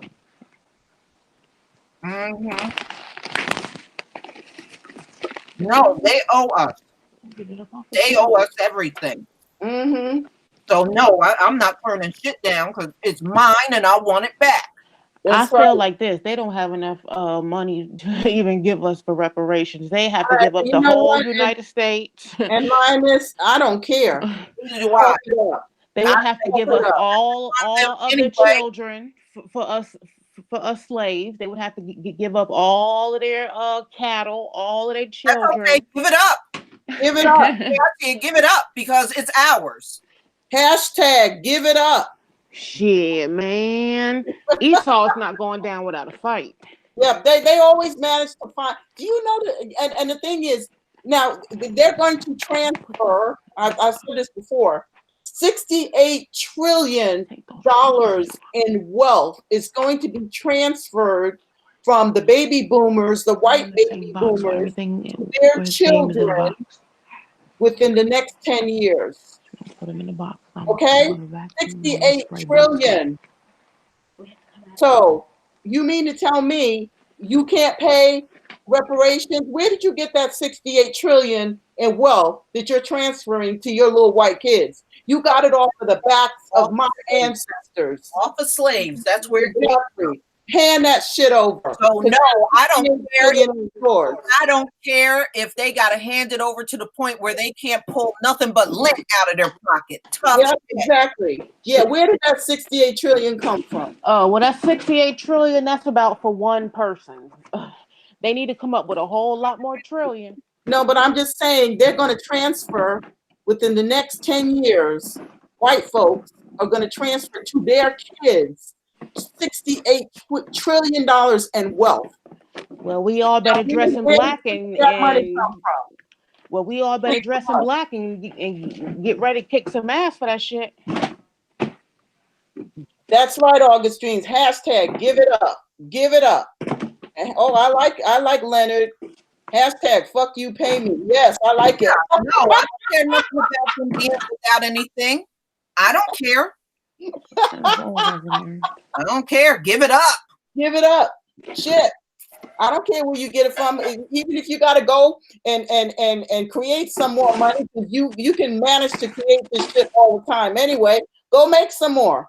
You know, go get them presses rolling. Right. Well, that should be a no-brainer. They all got high IQs. Yeah, exactly. I'm gonna need those Rothschilds to unlock those vaults, please. And I'm gonna need the Vatican to unlock their vaults as well. I'll greatly appreciate it. You know what? The Vatican has so much money, you guys would not, you can't even fathom how much money they got. Yeah. You cannot fathom it. I went on a behind the scenes tour and I saw one room filled from floor to ceiling, and the ceilings were 12, 15 feet high, filled with gold, diamonds, minerals. Yep. I mean, the gold is stacked from the floor to the ceiling. Okay. Floor to the ceiling. The gold bars are stacked from the floor to the ceiling, and that's all ours. Well, the way I see it, I want car keys, I want house keys, I want bank accounts, because as far as I'm concerned, that's my shit. I want that shit in the Vatican. Give me that shit in the Vatican.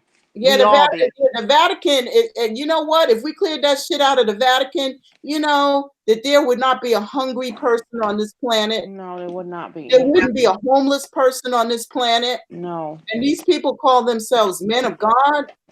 The only people that are allowed to fucking be homeless is the Edomites. I don't care about their asses.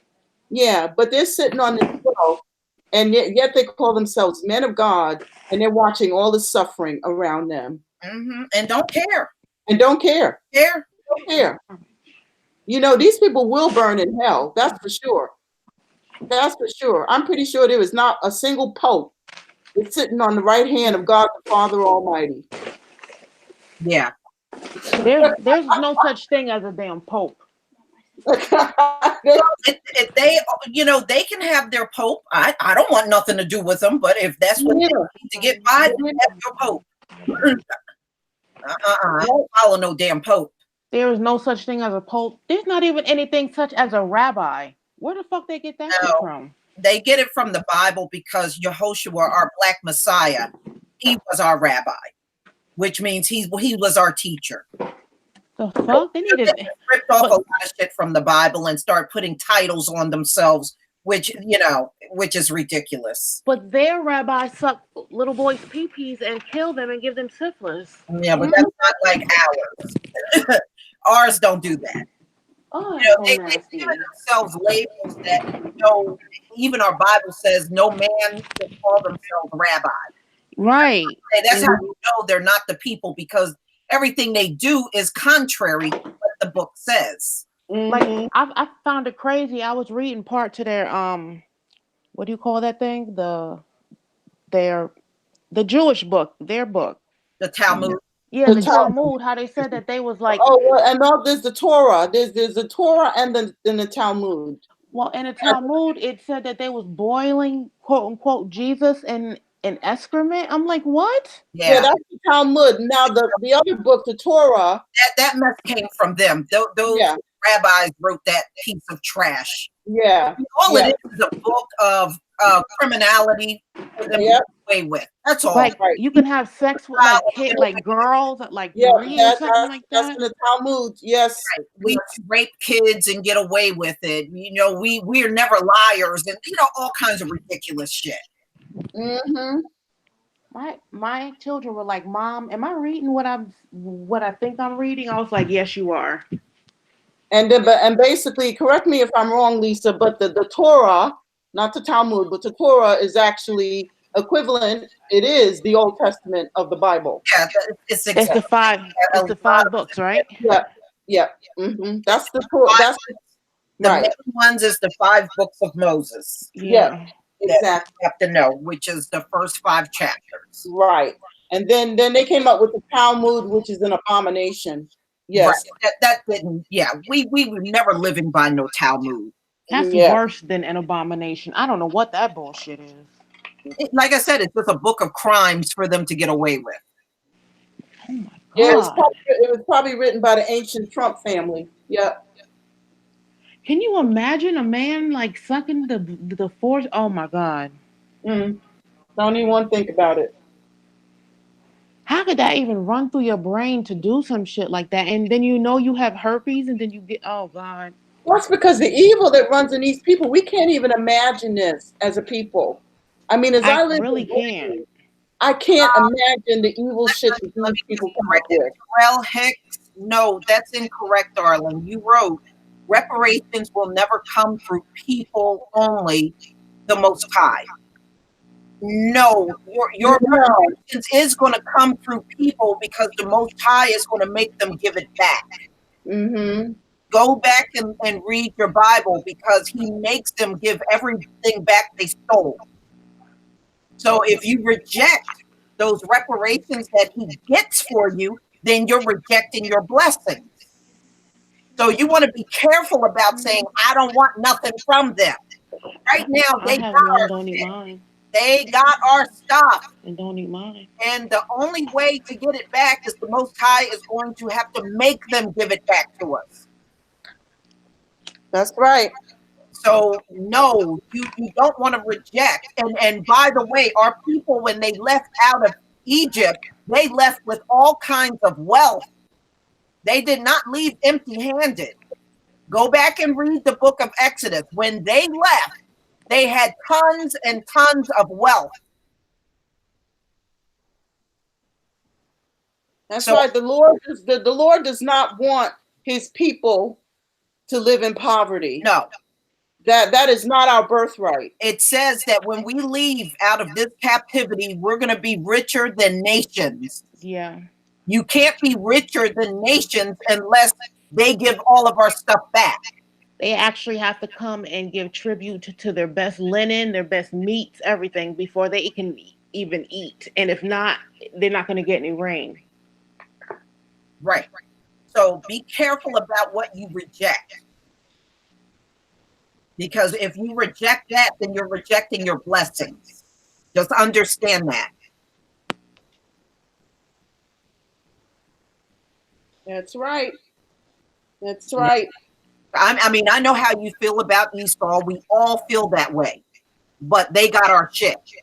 And I want it back. I don't know about you, but I want it back.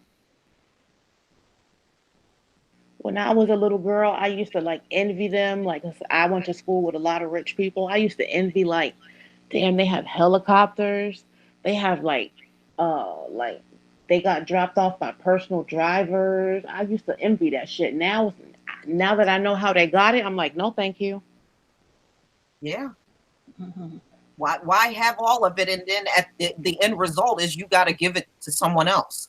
look at how, like when you was talking about that attorney, the money that went through his fingers, how frivolous he is with it. And he's an arrogant prick, isn't he? He didn't even try to hide it. He sure didn't. I mean, he was running through money like it was water. Exactly. Yeah. With all that money, he could have helped his business. He said that he was trying to help his business. With all that money, you could have helped your business and had some and just sat on it. Mm-hmm.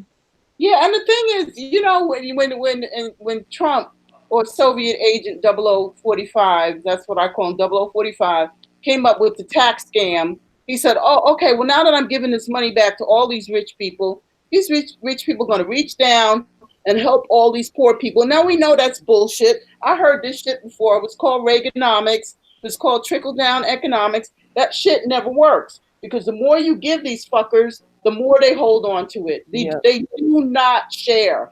They are selfish. Yeah, they're displaying their true nature. Exactly. They're selfish. Mm-hmm. They cannot have millions. And you know, it's like I was telling Lisa, I was reading something about Trump. When Trump's brother died, his brother, one of his brother's children, was handicapped, and they had to fight Trump in court to get that money. Mm-hmm. I said, "Ooh, this low down motherfucker! This your nephew, you know, got these special needs, and you fighting for them pennies? Damn!" Wait, so that led. what happened? I Okay, never heard this story. okay. Trump has a brother who died years ago. He was an alcoholic. Uh-huh. Well, his brother has one of his brother's children is special needs. Uh-huh. You know, this child is this person is an adult now. Well, when his brother died, there was money on the table, and Trump wanted all the money, and they had to fight. They had to fight Trump in court over the inheritance. But wouldn't that automatically go to his son, like automatically though? Yeah, but still, they find ways to make shit real difficult for each other. You know. That's fucked up. And you would just think Since his brother was an alcoholic, he didn't have enough wits about himself to care for his kids or something. They come up with all kinds of shit. Yeah. To swindle each other. I had to look that article back up, Linus. I'll email it to you and stuff. But I was just like, see, when I read stuff like that, the first thing that comes to my mind, okay, if you're treating your family like that, you don't give a damn about me. You know, they doing their own people like that. Oh, even the Kennedys had, I think one of their sisters or something. They, oh my God, they did lobotomies on her and electroshock treatment and all kinds of shit. Let me tell you what happened with that, Brenda. So the Kennedys, their father, when he was alive, the Kennedys was known for having rampant sex with a lot of women. Okay, well, his daughter, she was getting her groove on too, and he was disgusted by it and ashamed of it. So he had a phlebotomy done on his daughter.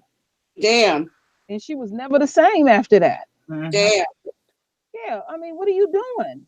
Yeah, because you don't want her to have sex. You're going to do a lobotomy on her. What kind of shit is this? And meanwhile, the Kennedys were known for sticking their dick into everything. The father was he was messing with this actress. That's when they were doing silent film, and he was horrible looking. Damn, and he was doing the same thing. The Kennedys are known for this. They draws up. Yeah, and I mean they gained all of their weight through crimes. They act like they were some kind of American royalty. Then when I got old enough to start reading about that, they got all of their wealth through crime. Okay. It was not hard work. It was not an honest day work. It was straight up crimes. These people have never worked a day in their life. Trump's father was a pimp. Yeah, his grandfather. Yep. These people, they're all criminals. And they glorify these people. And they want to maintain that power. That's what they petrified of. Being powerless. Well, yeah, you know what? I was reading some of them when they were talking. I went over to Reddit, and they were talking about what it's going to be like when they are the official minorities, which I think they are now. And they were saying, oh, it'll be just like South Africa. They'll be, the other groups will be bigger than us, but we'll have all the wealth. No. Black people in America are far different from South Africans. Remember, Black Americans are the wealthiest Black people on earth. So no, it will not be like no damn South Africa. I'm gonna tell you exactly what they're gonna do, because I've already had a vision of what they're gonna do. When they fully realize that they are not the majority, what white people, and they already starting to do it. Please pay attention to what I'm saying. They're gonna start taking this route that they fucked up mentally, which we already know. They're gonna act like they're catatonic. They can't take care of themselves. They just gonna have meltdowns, and they just want other people. They're gonna find another way to try to have other people take care of them. Leave their ass on the ground. Leave them there. That's the game that they gonna play. Mm-hmm. I'm already seeing into the future already. I said that's what they gonna do. They just gonna fall. Oh, I'm crazy. Motherfucker ain't crazy. This is how I measure it. If a person is really crazy, put them in a padded room for 24 hours. No food, no drink. If they start asking you for food, they ain't crazy. If you forget to eat, you crazy. Well, they're not our responsibility. No, ain't. Shit, then I must be crazy because I be forgetting to eat all the time. No. You put something in you. You know what I'm talking about. But I know how the enemy gets down, and they're gonna take that role. See, this is why white men are tired of white women. She likes to act weak and feeble when drama pop up. Damsel in distress. Don't demonstrate no strength at all. Just just give up completely. And they whiny too damn much. All they do is Yeah, they whine. whiny and fussy and you know how you'll see them. I used to see them on the Oprah show, and she give them gifts, and they start all that crying and shaking. I said that bitch is so fake. She if they put on the 6 o'clock news, Oprah then did something, she'd be the first to chop her head off. They don't fool me with And that stuff. it, and another thing, how white women are, it's like if you don't give them what they want, they will fucking kill you. Hmm. Oh no, And they won't kill you. They'll get their men to kill you. no, Hmm. see, they kill the husband for the And, life insurance money. Oh, oh, they I always feel do. that. But with the lynchings and stuff, they would just point a finger and say, "Oh, Billy Bob, go over there and get that nigga over there because he looked at me," you know, and they just sit on their ass and get Hmm. their men to do their crimes for them. Yep, you're right, Heather. They never have tears in their eyes. They just be No, they just acting like draw their face up and look all ugly like Tiffany Van Dyke. Oh, that bitch. Oh Lord. Oh Lord. Well, her Mhm. crocodile tears came off. When a tear coming out of her eye, she just I stuck her face up and looking all pitiful and ugly. But there was Mhm. not did, one tear but coming out of her eye. but she did get her husband moved to Club Fed. Yeah, Yes, she did. yeah. He still ain't safe. Yeah, I hope they jack him up. I hope somebody jack him up. Hmm. You know, And or this, like Lisa said, I gotta add that part Lisa said, or he gonna sit in there long enough when he get out, he gonna whip her ass. So I want some ass whipping to happen somewhere, please, Yeah. mhm. please. I don't understand. Psychologically, she is not going to get the same man back. No, she's not. She's going to be jacked up psychologically. No, because still in their world, that's a lifetime of him being in there and stuff, and it's terrible to say, but a black person get that type of time, they like, wow, okay, I see I'm getting up out of this bitch, ain't gonna be in here that long and everything. But we just psychologically have been prepared to deal with mess like this, but they think they don't have. I seen a white girl the other day on TV. She had pushed one of her friends off of a cliff. The girl got injured. She didn't lie. They were like jumping into the water. Oh, I And saw that. yeah, and she didn't die or anything like that, but she only had to spend 2 days in jail and do so many hours of community service. You should have seen that bitch fall out. I Yeah. said, And the thing is, her friend broke 6 ribs and she had to be helped out of the water, mm-hmm. And taken straight to the hospital. I mean, she could have easily died. Yeah.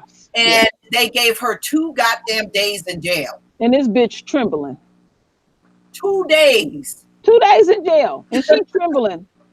She's trembling. Then she got to spend 2 fucking days in jail. Mm-hmm. I said, this bitch. Oh, Lord. Yeah. Mm-mm. That's why I'm like, no more. We gonna be selfish this time around. Cut the damn check. Mm-hmm. And don't forget, yeah, you're right about it. Said whenever I see a poor homeless white person asking for money. No, they don't get no money. They don't get no money. And let's reinforce this because Lisa said this, and I took this to heart. Even if their kids is lost, that ain't none of your fucking business. Go about your business. Don't somebody ask you anything, you don't know shit. You just keep moving. I took that shit to heart. I took that to heart because somebody was telling me, I don't know if it was you or Lisa, somebody was telling me something. It was somebody in your family trying to help this white lady, and she gonna accuse them of doing what somebody else did. I'm like, damn, leave their ass there. Happened to one of my cousins. Shit. You told me that. That disturbed me. You trying to be helpful? You can't even be true to your own nature no more. Leave them on, like my grandfather said, if you see, I'm gonna change up the words a little bit. He said, if you see a motherfucker on their ass, leave them there. Leave them right there. Mm-hmm. None of my business. I'm learning how to mind my business a lot. Yeah, I just go right past it. Oh, can you help me? Then I don't hear very well. Bye. Mm-hmm. I'm serious. I don't hear. I got a hearing problem. Mm-hmm. As much as they accuse black folks of stuff, Too much calling the cops on us, and no, they done did too much dirt. We are past the helping point. Heather funny. She said, I saw a white man fall off his bike. I kept right on course. Yeah, that's right. And Queen, I always wonder when I see a homeless white person or a white person begging, I always wonder, when's the last time you called one of my people a nigger? Mm-hmm. I always wonder. And yet you could beg me for money. But it really make you think. It really make you think, Brenda. This is their system, and they ain't making it, and they rigged up shit. Right. I mean, exactly. Every homeless person I see is white. So every once in a while, we gotta have that family meeting where we reinforce shit and let our family know. You mind your own damn business and keep it moving. Yes. That's not no one-time talk. Yep. Some little white kid fell in the grocery store, and his dad looks at me, and I look at him, and my son was like, whatever, and he kept on walking. You'll start something else. Yeah, what did the white man think? You supposed to pick up his damn kid? Shit. Hell no. My son was like, oh well, and he just kept on walking. He was like, Ma, can I have this candy? I was like, baby, you can have it.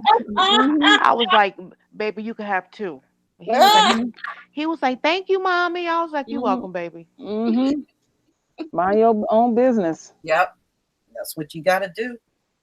Yep, exactly. These people, their day is coming. No, their day is here. It is here. Thank you. It's here. Just go back over the articles that I just did. Now remember, in the book of Obadiah, the Most High said he was going to end their seed line. What are we seeing today? Yep, you're right. The judgment is here. Yeah, it's here. It's here. That's right. Yeah, yeah, it is. And they know it. That's why they're getting all paranoid and everything. They see what's happening to them. Yep, their seed line is ending. They're killing themselves with drugs. Well, y'all better run out and get y'all popcorn and liquor and weed before it's none left so we can watch the show. Well, I got my big old bottle of very special occasion wine that jumps off. I'm gonna pop that thing open and it's over because that wine gonna be flowing. Girl, I got me some wine. I got some Absolute. I got some weed. I got some. I got some peach schnapps. I got the whole bar. There you go. There you go. But I got one expensive bottle of wine, and I walk past it every day and say, one day, as soon as something jumps off huge, that's gonna be gone. Man, we should have one big live show. And I keep saying I got to get myself a big box of Godivas. Pop my chocolate and drink my wine. Those. Okay. Well, Lioness, you ran that shit down. You prepared, girl. I'm proud of you. I'm Girl, proud of you. I have a bottle for each season. Yeah. Mm-mm-mm-mm. I'm not even a big drinker, but Me on either. that occasion, I Me either. Yep. I like wine, and I had a case of wine delivered last week. Okay, because I like my red wine, so I got my case of wine, and I also got my bottle of single malt Scotch whiskey. Mhm. Wow. Boy, Yeah, y'all something else. Y'all something yeah, else. yes. I even have chocolate wine. And Yeah. then, well, I don't know about that, sweetheart, but whatever. It's really good. When that Rothschild died, that last now see, I've had Rothschild, Baileys. I busted out my big bottle of Patron and I drank that all night. I Oh, was okay. Now Patron, I got some Baileys, you yeah. know. Well, Patron, that's what is that? Tequila. it's tequila. Yes, I Oh, Yeah. drank all night You know what I to would the death. I would drink if I could not taste the alcohol and alcohol I would drink it, but alcohol is so nasty and stuff. So No, I do like my single malt Scotch whiskey. Okay. Yes, and my red wine from France. Okay. And I always have me a whole shitload of popcorn Mm. ready to put in my popcorn pot. Yep. I have to Yep. go hood. I need my Hennessy. I need my Hennessy. I'm gonna go chocolate on that day. I'm gonna go with my chocolates. But I tell you what, when that day comes, you Mhm. probably will. When you call me, my words are going to be very slurred. My words are okay. gonna be slurred. My hair is gonna be on top of my head. I'm gonna show my face. I'm gonna be all wrong, but I don't give a damn because it's gonna be right. Mhm. Mm. Yeah, we need to have some like regular celebration least videos, Lisa, like a milestone, when they hit another milestone, like the population decreases just that much more, or if when they go out and mass shoot each other, You know what, Brenda? They lost 200 million of their global I gave it to population Nadine in yesterday. like a 10-year period. Damn. mm, wow. So they were once at 900 million worldwide. They are now down to 700 million worldwide. Wow. Significant. I That is remember that is huge. when I was in fourth grade, they were -2. Yeah. Damn. They're at a zero, like the white population alone is at a 0.9 Mm. birth rate. Damn, they should be further than that. I was in fourth grade. They were 0.2. Yeah. No. I'm talking about overall. They're Oh, basing that okay. number on the entire country. They didn't give up having sex with each other. Yeah. And for sure in one state we know they didn't just gave up. They're not doing it to get pregnant or for pleasure. They just Mm-mm. ain't having no They sex. didn't gave up. Mm-mm-mm. They ain't They having nothing now. they fucking children is coming out all weird and retarded and Well, Lioness, I did a video that said they have done so much damn opioids, their babies are coming out with small, normal heads. oh Mhm. my god. So now we may be looking at a whole slew of mass shooters. Oh Lord. Here where I live on the outskirts of Georgia. You will not believe the pills these people. I mean, they have like it's a Ziploc bag, but it's one of those. It's big and blue, and it holds like a whole bunch of shit. Those real big I've Ziploc seen bags. oh no I seen those. They got Ziploc bags so big, Linus. It can my mother used to have them. I got them here at the house. I got Uh, I got some. She put her sheets and pillowcases Yeah, in there. Uh-huh. mine is like big, like it can hold like 4 quilts. yeah. These Mhm. Oh white yeah, yeah. guys, It's the one you could suck the air out of with the vacuum cleaner. something Yeah, like you can that. get that. Some Uh-huh. these Yeah. these white men around here carry those things around like nothing and just sell Damn. them. Uh-huh. Wow. I'm like, what the fuck are y'all? And they have to take 10 at a time. And we're not talking about like the regular 10 milligrams. We're fucking talking about like Roxy's, like 50 Roxy's. What? Yes. a Oh hundred my God. grams, 50 fucking grams. Damn. Wow. And they're driving and everything else. Yeah. Jeez. Oh Lord. Mm-hmm. You I'm know, like, what the fuck? Well, Lisa, I saw that video where you put up with where was this? Idaho. They're running out of space to put the bodies, in the morgue and shit. yeah, Yep, yep.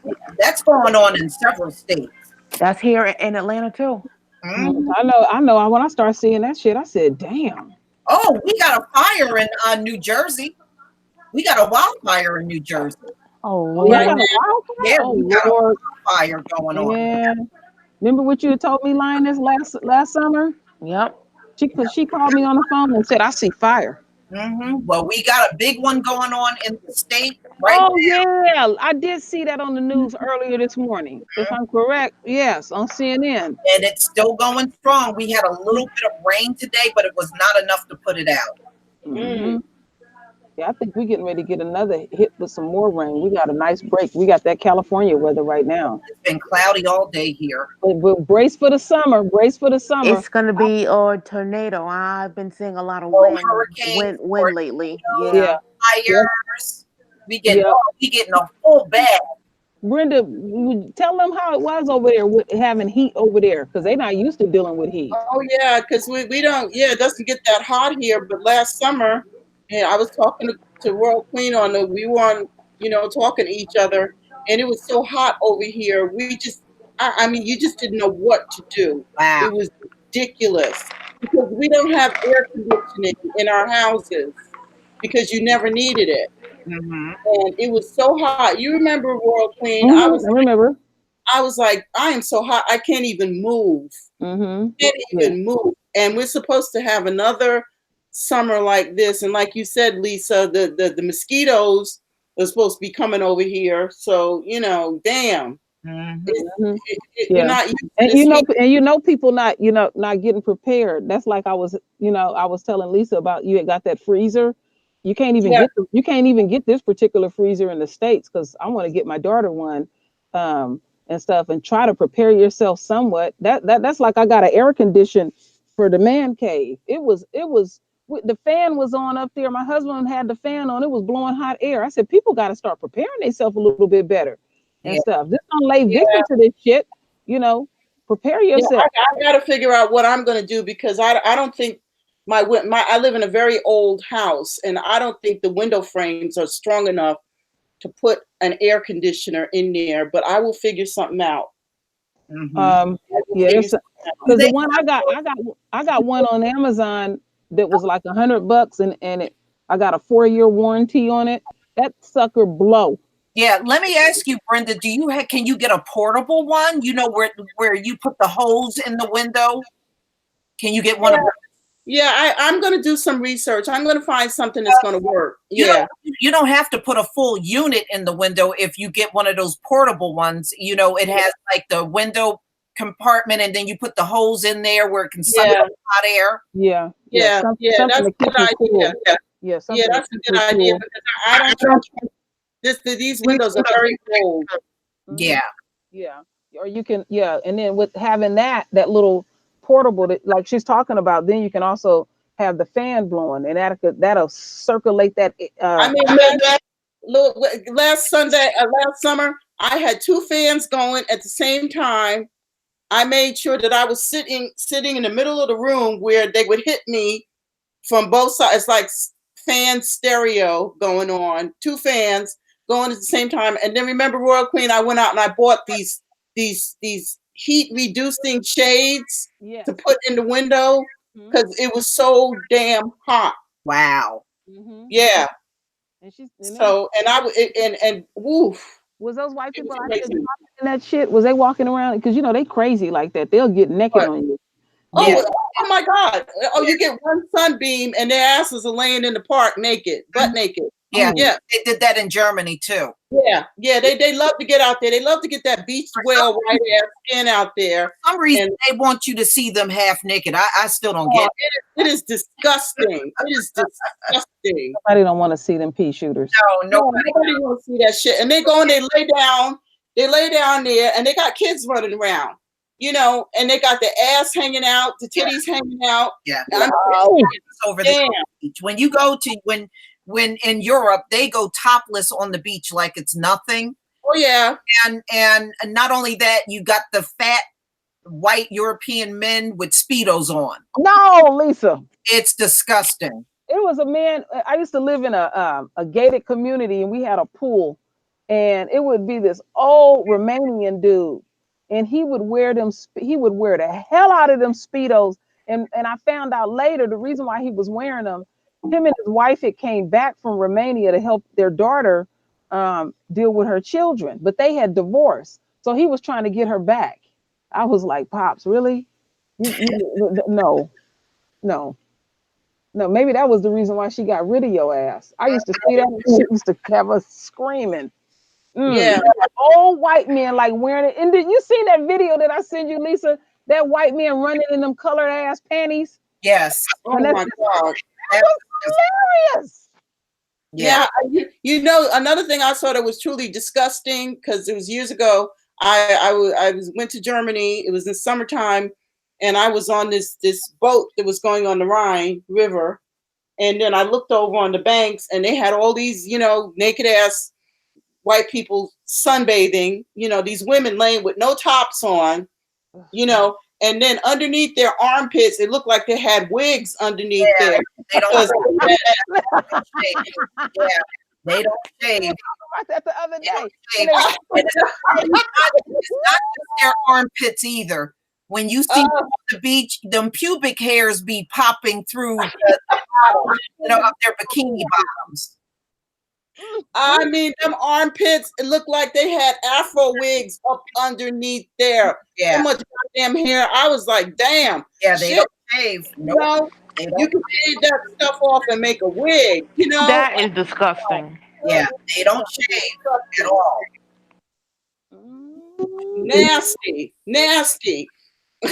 Just nasty. So nasty. Don't get me started. I'm sorry, Ruby Flower. Ruby Flower said, damn, I'm eating right now. Sorry, Queen. Sorry. Mama didn't teach you how to shave. Yeah. Oh, damn. My son saw his first pair of Speedos last year. We were in Orlando, and a lot of people over from England, they travel to Orlando. But, you know, we have the VIP hotel section, so it's like this VIP pool. And his whole family had these Speedos. He had a hairy back, a hairy chest. My son was like, what are those? Like, I was so embarrassed. I was like, oh my God. He was like, where's the rest of your clothes, man? My son was only 8 years old. I was like, oh my God. Yeah, oh my God. Yeah, many of those European men are disgusting looking. They really are. And they ain't even had no penis. Where is it? Yeah, they got the Arnold Schwarzenegger size penis. Yeah, exactly. Micro penis. Micro. You know what, Linus, I was thinking my oldest son would have said something like that when he was little. And then my youngest son would have been talking about, as quiet as Cleveland is, they need to be beat. He would always say that. Everybody needed to be beat. Well, that's what I said. I said that's why their women are so mean and uptight and always angry, because they're getting that pinky pecker at night. Oh my God. They don't know what a real one feels like. And if they get one, they go crazy. And that's like that. Remember I was telling you, Lisa, those, I told Brenda that too. They have I seen some footage online where these women, they came from England, and they went to some area in Africa. I know it was along the coast, and they're looking for sex. They're looking for these African brothers. Women in America do that shit too. And one of the chicks, old chicks, had married one of them African dudes, and she was bitching. She said, he don't work, he don't do nothing. He said, well, that was the bargain. I screw you, you know, you take care of everything and stuff. Them women look rough. Yeah, rough. My husband said it ain't dark enough. It ain't enough paper bags. It ain't enough of anything. Just I wouldn't be able to lay in that bed and take the stench.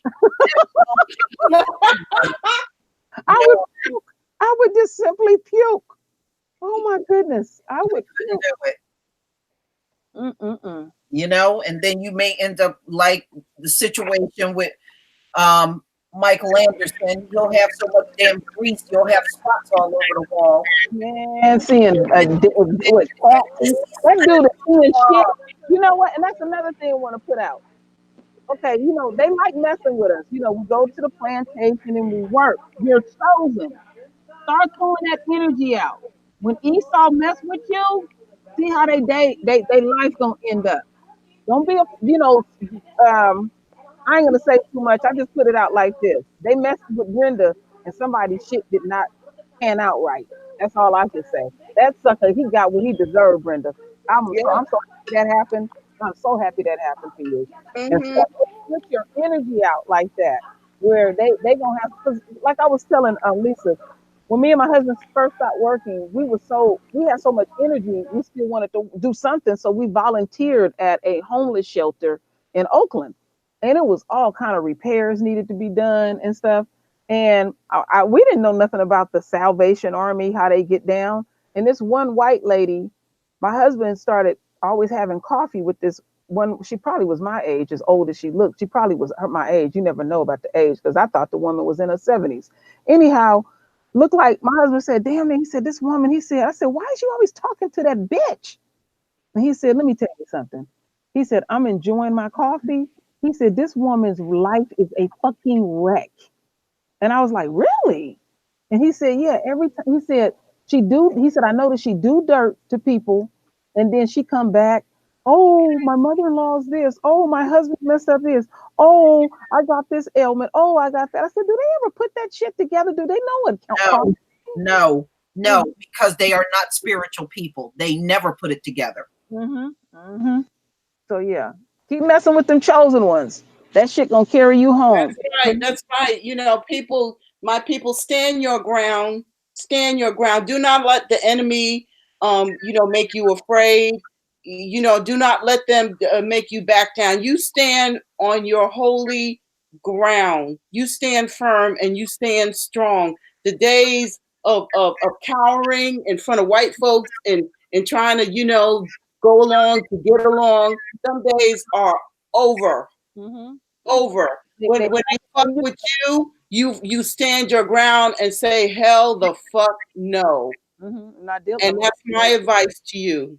Yeah, do not let these people try to run roughshod over you. Because the thing is, when you stand up, you got to remember that you're helping somebody else along the way, because they all want us to go along and get along and stuff. Exactly. They're gonna treat you the same way if you back down too as well. So you might as well stand up. And so one thing that I notice about them is when they get caught in their shit, they want you to go deal with them, and they don't want to follow the policies that they have when we're talking about when we're dealing at work. That's a whole different situation and stuff. No, you're gonna follow that shit, because when it's us, you follow it and stuff.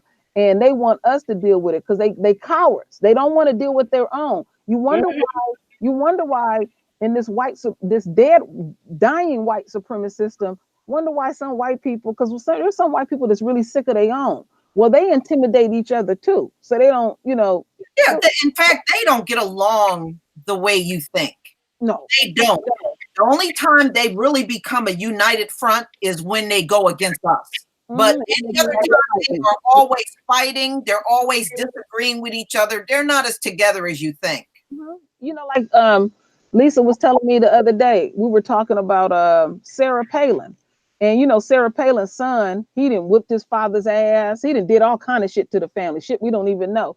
He didn't told on his parents. Said they sleep in separate rooms. They put so when they be talking about putting your business, we talk about don't be putting my business in the street. They put their business in the street. They treacherous like that and stuff. That's even like that little girl that I keep talking about, the Olivia Jade and stuff. Oh, I'm now she's gonna pout. I'm angry with my parents. You dumb. Your parents are gonna help your dumb ass.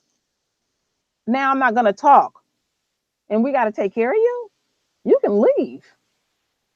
Oh, I don't know nothing about her not talking. Oh, you she can jump off the highest bridge, as far as I'm concerned. Pulled that shit with my mother. My mother, she wouldn't have cared how old I was. She would have came to my house, scared my husband, because she would have called him first, scared him, and he probably would have left and said, "I'm coming." And That then was straight selfish. How could she say that she's mad at her parents? Her parents paid for your damn bitch ass education. That is just selfish. Yeah, it's embarrassing, but at the same time, they were looking out for you. but you know what? Well, that's because her IQ is so goddamn high. That's why she said that shit. Because that what she just said is stupid. This the part that I don't want to. This the part that I don't want to lie about. I wanted to be the fly on the wall when they had that conversation when you realize your kid is dumb. Uh-huh. And you got to have that conversation. Like, honey, what did we produce? You know, that's why Felicity Huffman and her husband are falling out now. Many people think they probably will divorce. You know why? He actually put her up to doing this. And right now, she is being charged and her husband isn't. So they are falling out, they said, behind the scenes over that. Wow. She didn't even want to do this, but they said he was pushing her to do it, so she did it. And now she is catching hell and is in all kinds of trouble legally. They ain't even naming them. Yeah, they sleeping in separate rooms too. Yeah, so, yeah, those two are real. They said those two are really fighting. Yep, that's they true that now they're imploding on themselves because the shit didn't work out the way they thought it was going to work out. So now it's time to implode on thyself. That's the nature of the beast because they don't shut that shit off. It's now they in there embarrassed. They mad at each other. So they fight like cats and dogs in there. I said that I was gonna happen. You know that had to be because think about it, Queen. Remember you said they went in there and pulled guns on her ass. And where's that Jade bitch and her sister? I haven't seen them at all. Whoa, you wait a minute. You ain't caught it. We got to catch you up on the speed. Now I don't know where the sister is, but the Jade bitch, she living with her boyfriend, and her boyfriend's parents are billionaires. Yes. Oh wow, no, I did not hear about that. And they said right now she's not even answering. When her parents are calling her, she won't even answer their phone calls. I bet you she come up pregnant. I bet you she come up pregnant. Yeah. I bet you she come up pregnant. Is there a video or I have to get an article? Go to Lisa. Yeah, it's an article on it.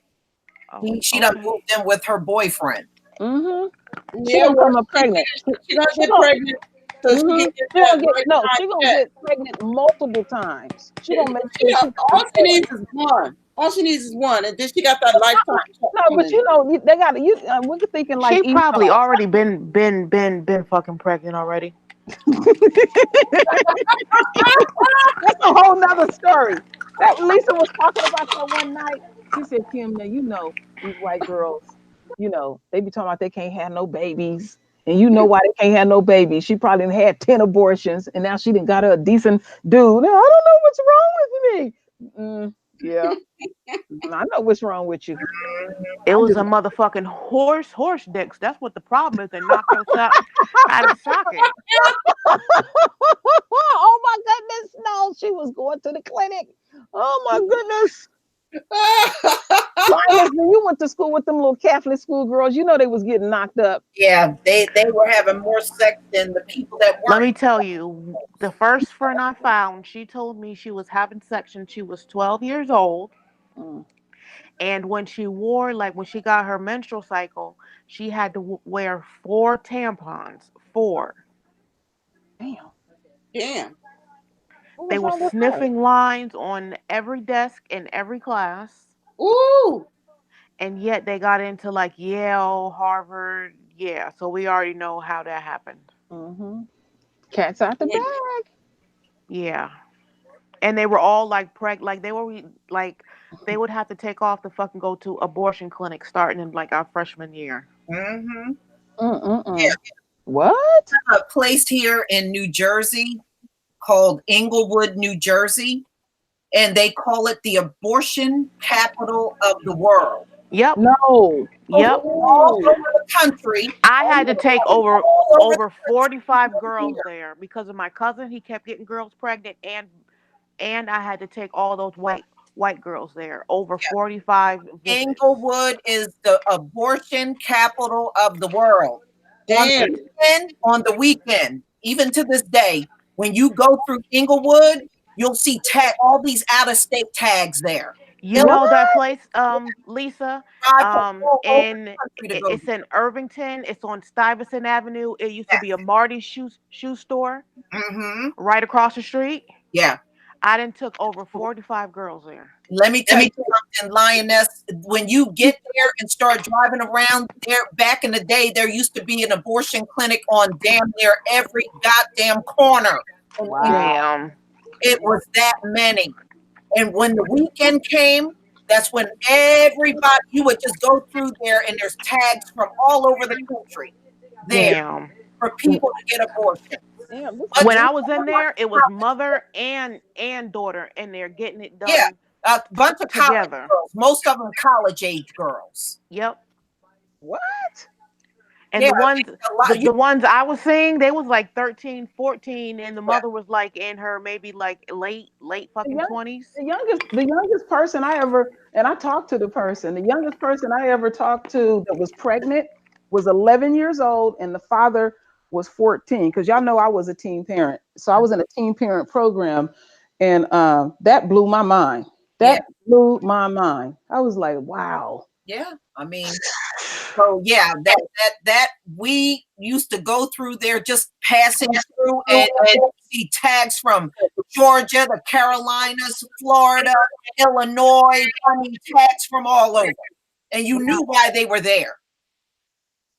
It's a big ass building or something, or it's just no, it's not that big. It just has multiple abortion clinics all over the place. Mm-hmm. Damn. And you can either they give you, you could take the pill, or they could do it the old-fashioned way. Right, and you didn't have to say. Another reason why a lot of them came, you didn't have to say nothing to your parents. Yep. You didn't have to say anything to your parents about being pregnant or having an abortion. Everything was confidential. That place is still there. Yes. Wow. It's confidential. So, even you can go get an abortion and never speak a word about it, and nobody around you will know.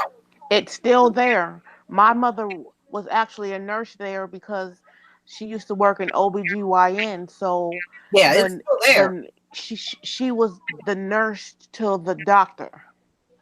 Mm-hmm. Yeah, it's still there.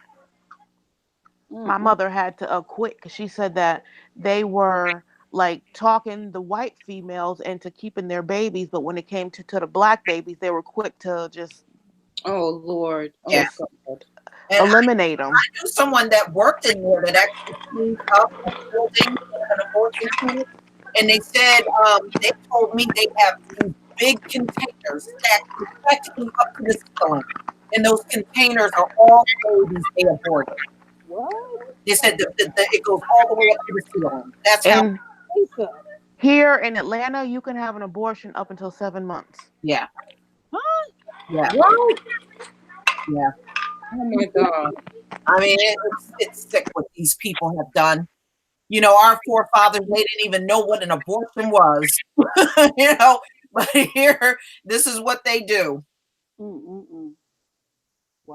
They don't think nothing of throwing things away, even people. Mm-hmm. To them, it's nothing.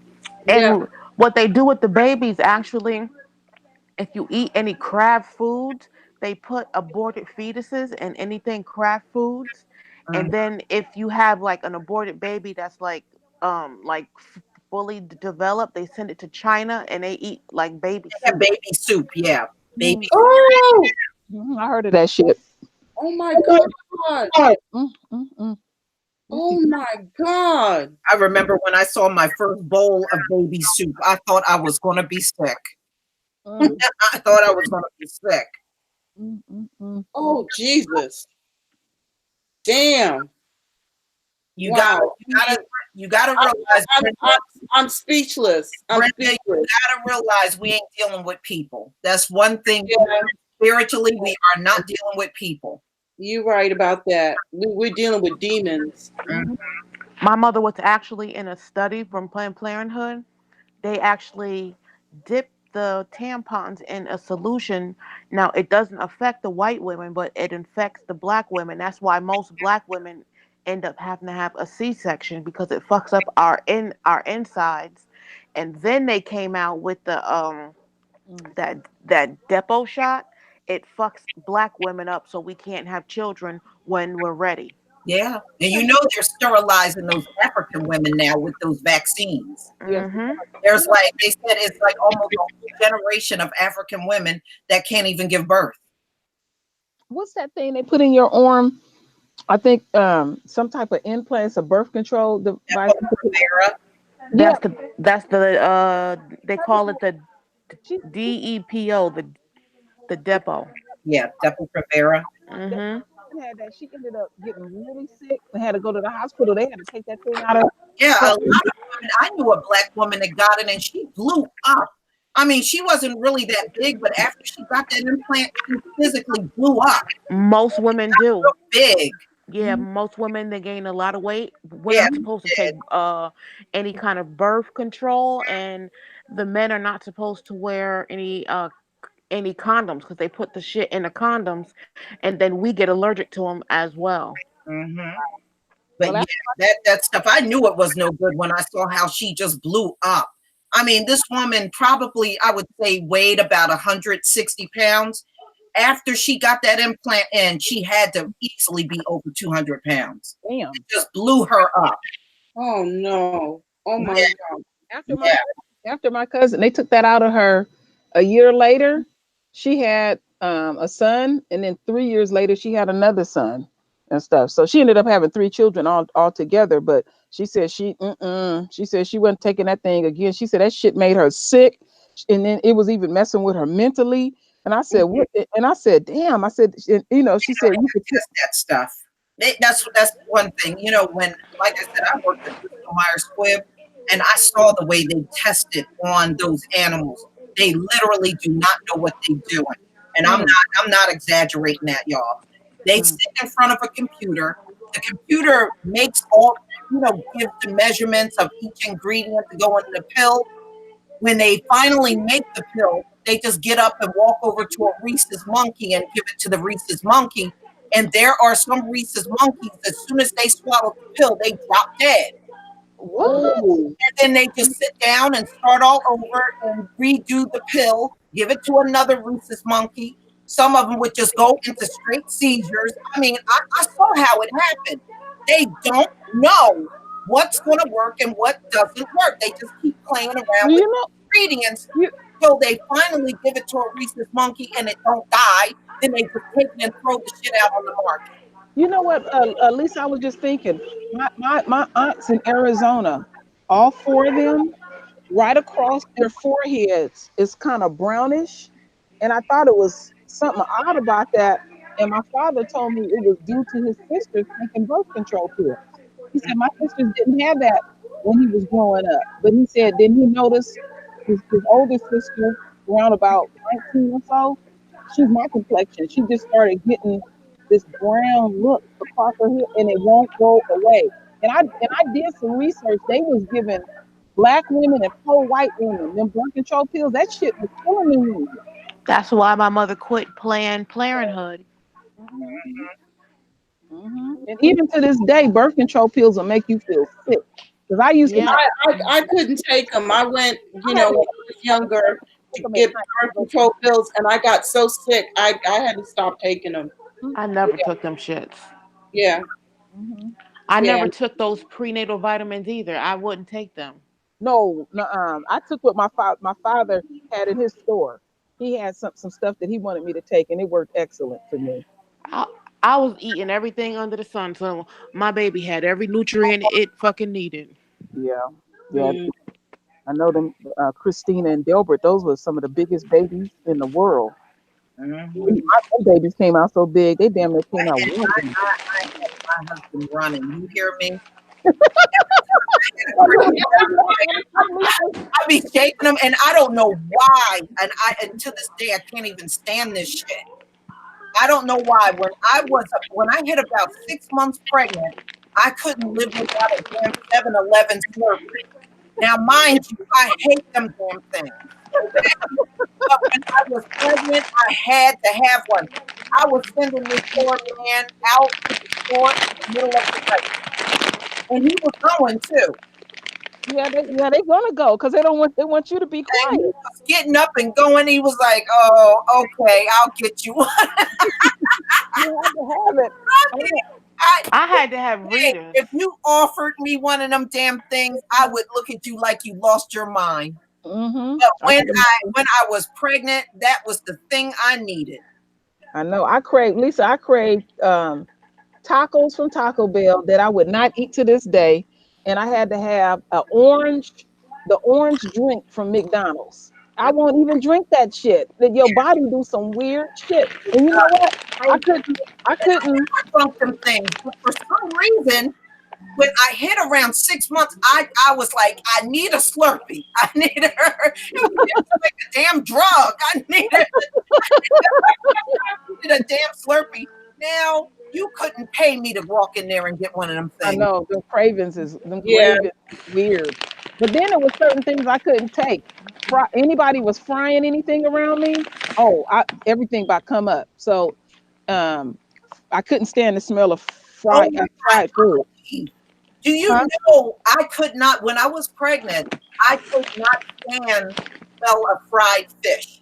If Yes. somebody was frying fish, I had to literally leave the Mm-hmm. room. I couldn't be in the room. Mm-hmm. I was the same way. Drove me so crazy, I had to leave. Mm-hmm.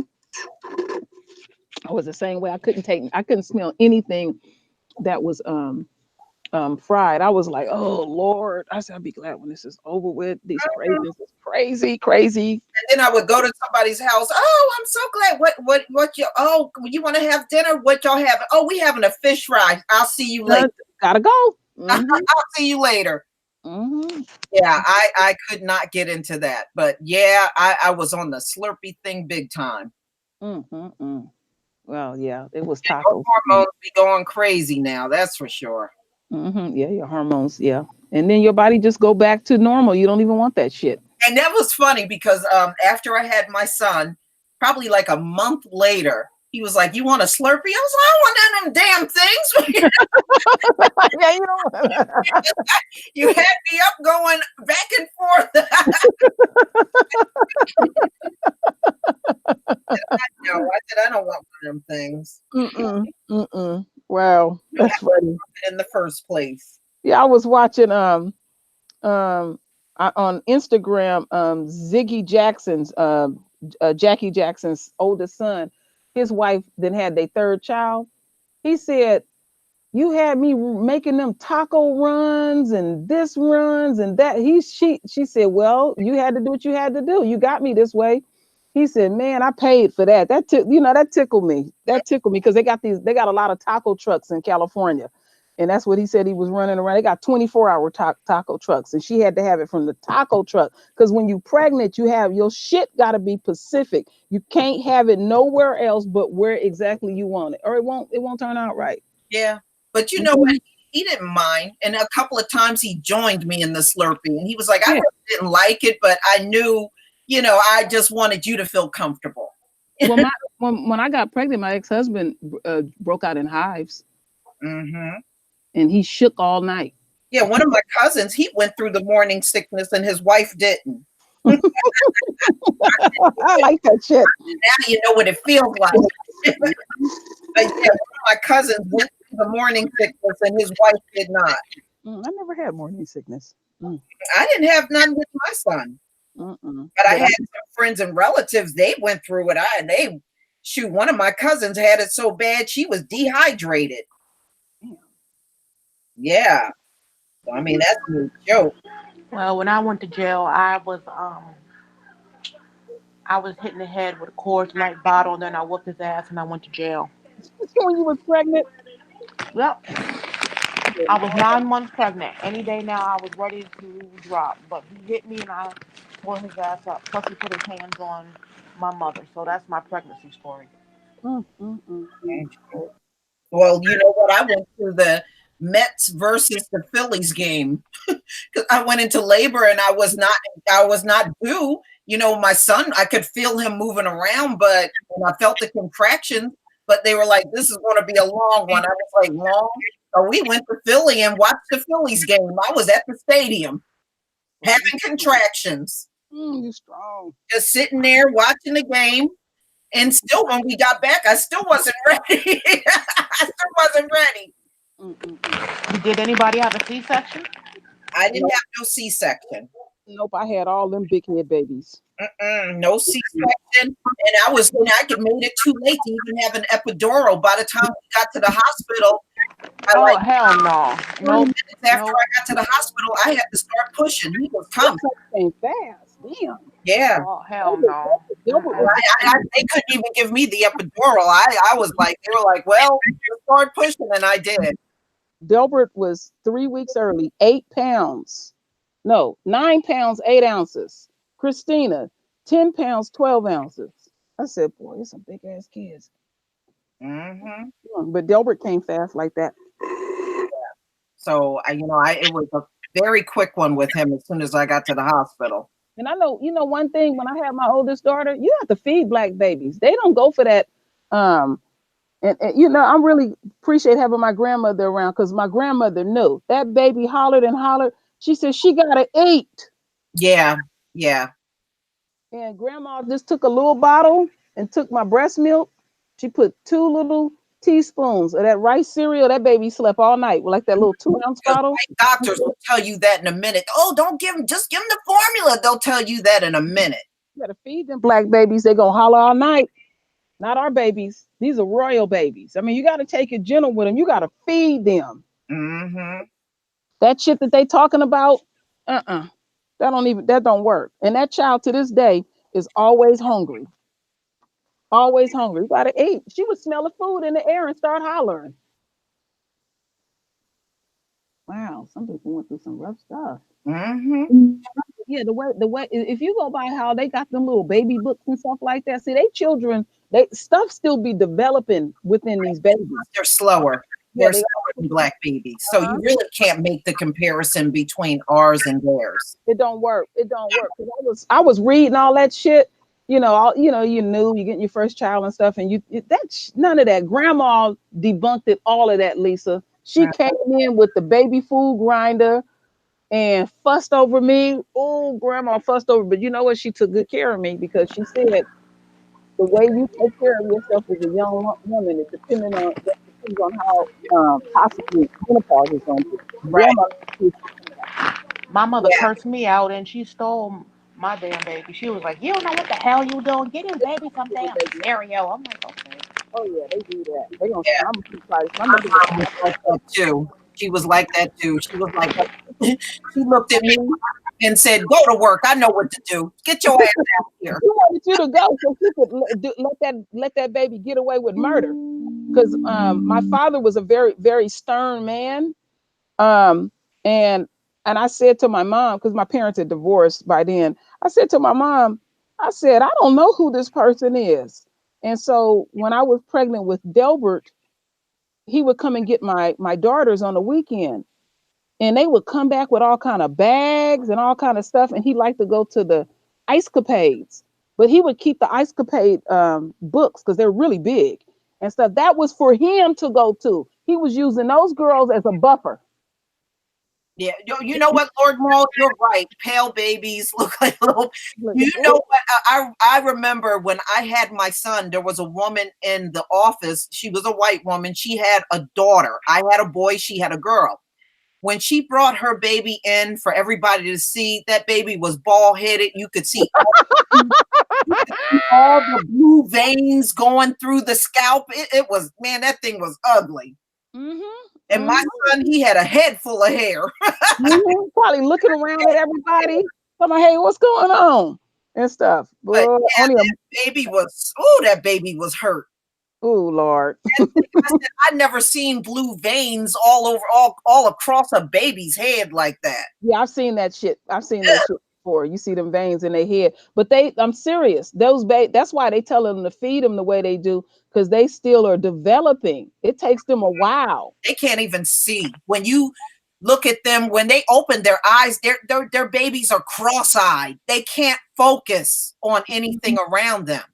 Where a black baby, you walk across the room, their eyes are following you. Yeah, they following you. And most of them are black babies, because I haven't seen too many born with a head full of hair. And even some of our babies are born with teeth. Yeah, mine was born with a head full of hair. He had all his hair. Mm-hmm. I Yeah. was born with afro and teeth. I had a curly fro too. Yeah, I had a you seen my baby picture, Lisa. I had a little red Mhm. fro. Had my little curly, had my little curly do. But you're right about that, Lisa. That's only a look a mother can love because I didn't seen some of them blue vein babies. Oh, them Ooh, babies. Lord, ooh. Lord have mercy, them babies. You be just lying. Oh, that baby's so cute. Oh, look at that. Woo! Baby, rough looking. Mhm. Eyes rolling in his head. Then when you try to sit up, the baby head just be going Yeah, they have everywhere. no control over no part of their body. Mm-mm. I have a picture of I have some newspapers, some old newspapers, because when I had Natalie, she was the firstborn baby born in the Berkeley, California. She was a New Year's baby, and they you know how they at the hospital how they wrap them up in those little blankets real nice and Yeah. stuff. That child took the picture with her head straight up, looking at everybody, and Hmm. that nurse said that child been here before. She was looking around like she knew what was going on. That's why I call them royal. Yeah. Well, if you read the Bible, Queen, um, some of those babies sat up and start talking right at birth. Mm-hmm. And you can see some of the stories where some of the parents were frightened because they were like, "What?" Some of the babies came out talking. In Well, fact, you know the Messiah. When I studied the in book of fact, the I, book of what's that book they call the Noah, infancy of Jesus. yeah, but if you read Noah, when he was born, Noah could speak at birth.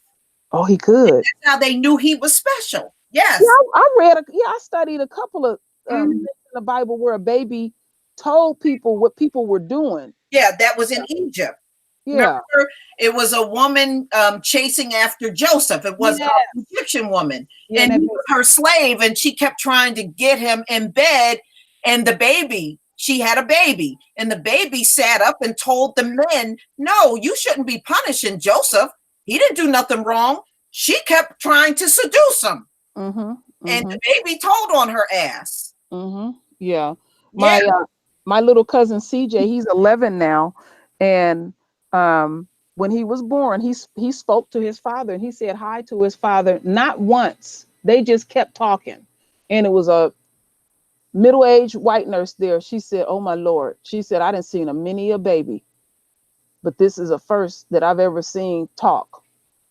He Yeah. talked to us. He waved it up. He waved at us. He talked to us and everything. That's biblical. That's in the Bible. Mm-hmm. There were Mm-hmm. many babies that came out like that during those times where they came out. They spoke the language. I mean, they didn't have to be taught the language. They came out speaking the language. Well, you know what I was reading, Lisa? I was reading Our that babies were when advanced. I'm talking about the black real native Indians. I was reading that when the white man would be trying to come through and tear up everything we got, they said they would take some of them women would take those babies and put them up in the trees and bundle them up real good, and they said those babies would not cry at all. They would stay quiet. They wouldn't eke out nothing. They wouldn't demonstrate no fear or anything. Because sometimes they couldn't run away and have their babies on them too. And they come back and the babies be just sitting there perfectly protected and fine. Mm-hmm. Yeah, I But mean, what I was saying to you was when I studied it twice. very biblical. I studied it twice. The infancy of Jesus. I ordered that book, and when Jesus was born, he came out speaking, and the midwife that delivered him, she was up in age. Her whole body was restored. She wasn't arthritic anymore. And then she took his umbilical cord, put it in olive oil. She took the water that they cleaned him up with and used that. So many miracles were performed with that. It was amazing. I Mm-hmm. read that. That was so powerful to me. I had to study that twice. Yeah, yeah. But like I said, that's biblical that our children could come out speaking and they were advanced and have conversations with their parents. I Hmm. mean, that is our children. That is really the definition of who and what our children are. Yeah, yeah. And that's why nobody else can school our children but us. Right. 'Cause We're not even supposed to, it says we are not to let heathens teach us. See, this is why everything keeps going wrong with schooling our kids in and it's America. never gonna go right. Never supposed to. Look, they are the last group to show up on this planet. They are not in any position to teach anyone. They really aren't. So this is why everything keeps going wrong in the school system with our children, because they are technically not supposed to be taught by heathens at all. So yeah, you're taking. We are supposed to school our own children. Yeah, you're taking because I always say we come from royal stock, our bloodline, and we sending them down to heathens. Yeah, it'll never work. You can already see it. The school system will never ever work. We are not supposed to be in their schools. We're not supposed to be in their church. Any kind of setting where you are learning and they are the teachers, you're not supposed to be there. And this is why things will never be right as long as we got our kids tied in their school system. So that terminology, we are a set apart people. It covers a lot of territory. Right. A lot of territory. We are advanced in them. Why would we have somebody less advanced than us teach us? You got to think about that. I thought about that. That's why I always ask questions about people who homeschool their children. How is their children's self-esteem? What are you teaching your children? All of this type of stuff was going on, because they have essentially made it a crime. First what they started out was you can't vaccinate your child. I made a point of not letting my youngest son get vaccinated and stuff. But I never even got all of my shots, Queen. They tried to give it to me because I think I needed like 4 or 5 additional shots, and they discovered it when I went to the doctor. By then I must have been about 21 years old. And they were like, well, we can give you that right now. We got all the shots. I was like, oh, no. Nope. I said, I don't want it. And think about it. I was like, okay. I said, I'm fine that you got the shots here, but I am not taking no shots. And you had a child and you didn't take none of them shots. You see that? I did not get those shots because I straight up refused, but I never even got all of mine. Yeah, when I started, my father gave me a VHS tape, and he said, I want you to watch this. And after that experience I went through, they were coming up with, and it made no sense. See, this is what we got to think. They're talking about you got to get vaccinated for earaches, and I'm like, nah, that don't make no sense. Destiny, you're writing. My kid, she wrote me at Lisa. My kid gets a phone call from his school every day, and they want me and his dad to pick him up every day because he be acting out. He's acting out because kids really shouldn't be stationary all day long when they're learning. Kids got to move around. Yeah, they got to. Your son don't have the problem. The school does. Yeah. How old is your son, Destiny? Oh, she's. Let me see. Yeah, I've heard that acting out. They gotta move around. It's like they have to be in a monastery type of situation where they can move around and develop, because developing, you're not in one spot. Right. That's how 6. Oh yeah. See, yeah. That child is young enough. You can take that child out of school because they're gonna fuck them up. They're gonna start saying that child is messed up. I'm telling you something. I know. I'm telling you something. I lived. There's nothing wrong with your child, Destiny. Just remember that. Kids are very mechanical. They got to move around and learn. Sitting them down in one spot for 6-7 hours, that don't work for a child that age. And that's something that most of our Black parents have not comprehended yet. That's not good for a child. That's right. And that's why they always want to pump pills into our children. No, not the child. It is not them at all. They did that, Brenda. They tried to do that with my husband, to give him all those psychotropic drugs when he was a little boy, because they said he was bad. They said he was just always doing stuff. And the real biggest problem was they just was keeping him from his mother. Yeah. Once they left him alone and he was able to stay with his mother, he did fine in school. and stuff, because they'll try to pull that shit too. Well, your mother must be doing something to you. Back then, that's what they were doing. And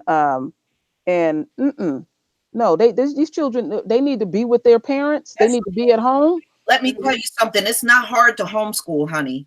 It's not. You create the curriculum that you want your kid to learn.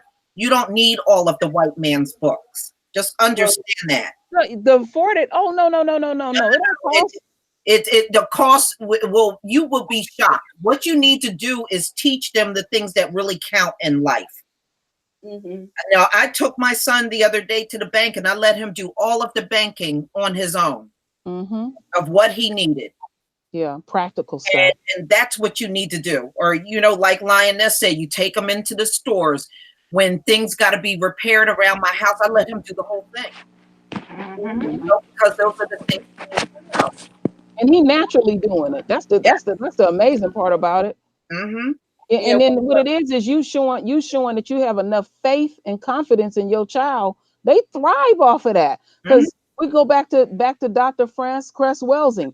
The number one thing that causes Black people to stress out is on these jobs and in these schools, dealing with Esau. And that white woman is put in place to fuck your child up. Oh, I understand. You mean that you and your husband work and you're talking about the child care part of it. Okay, yeah.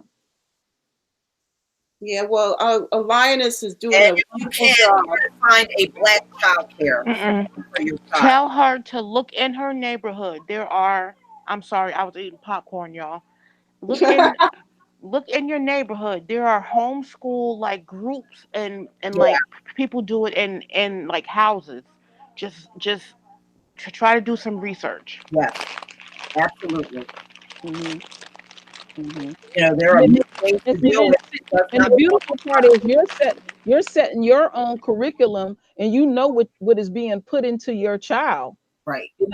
Let them take care of the repairs around the house.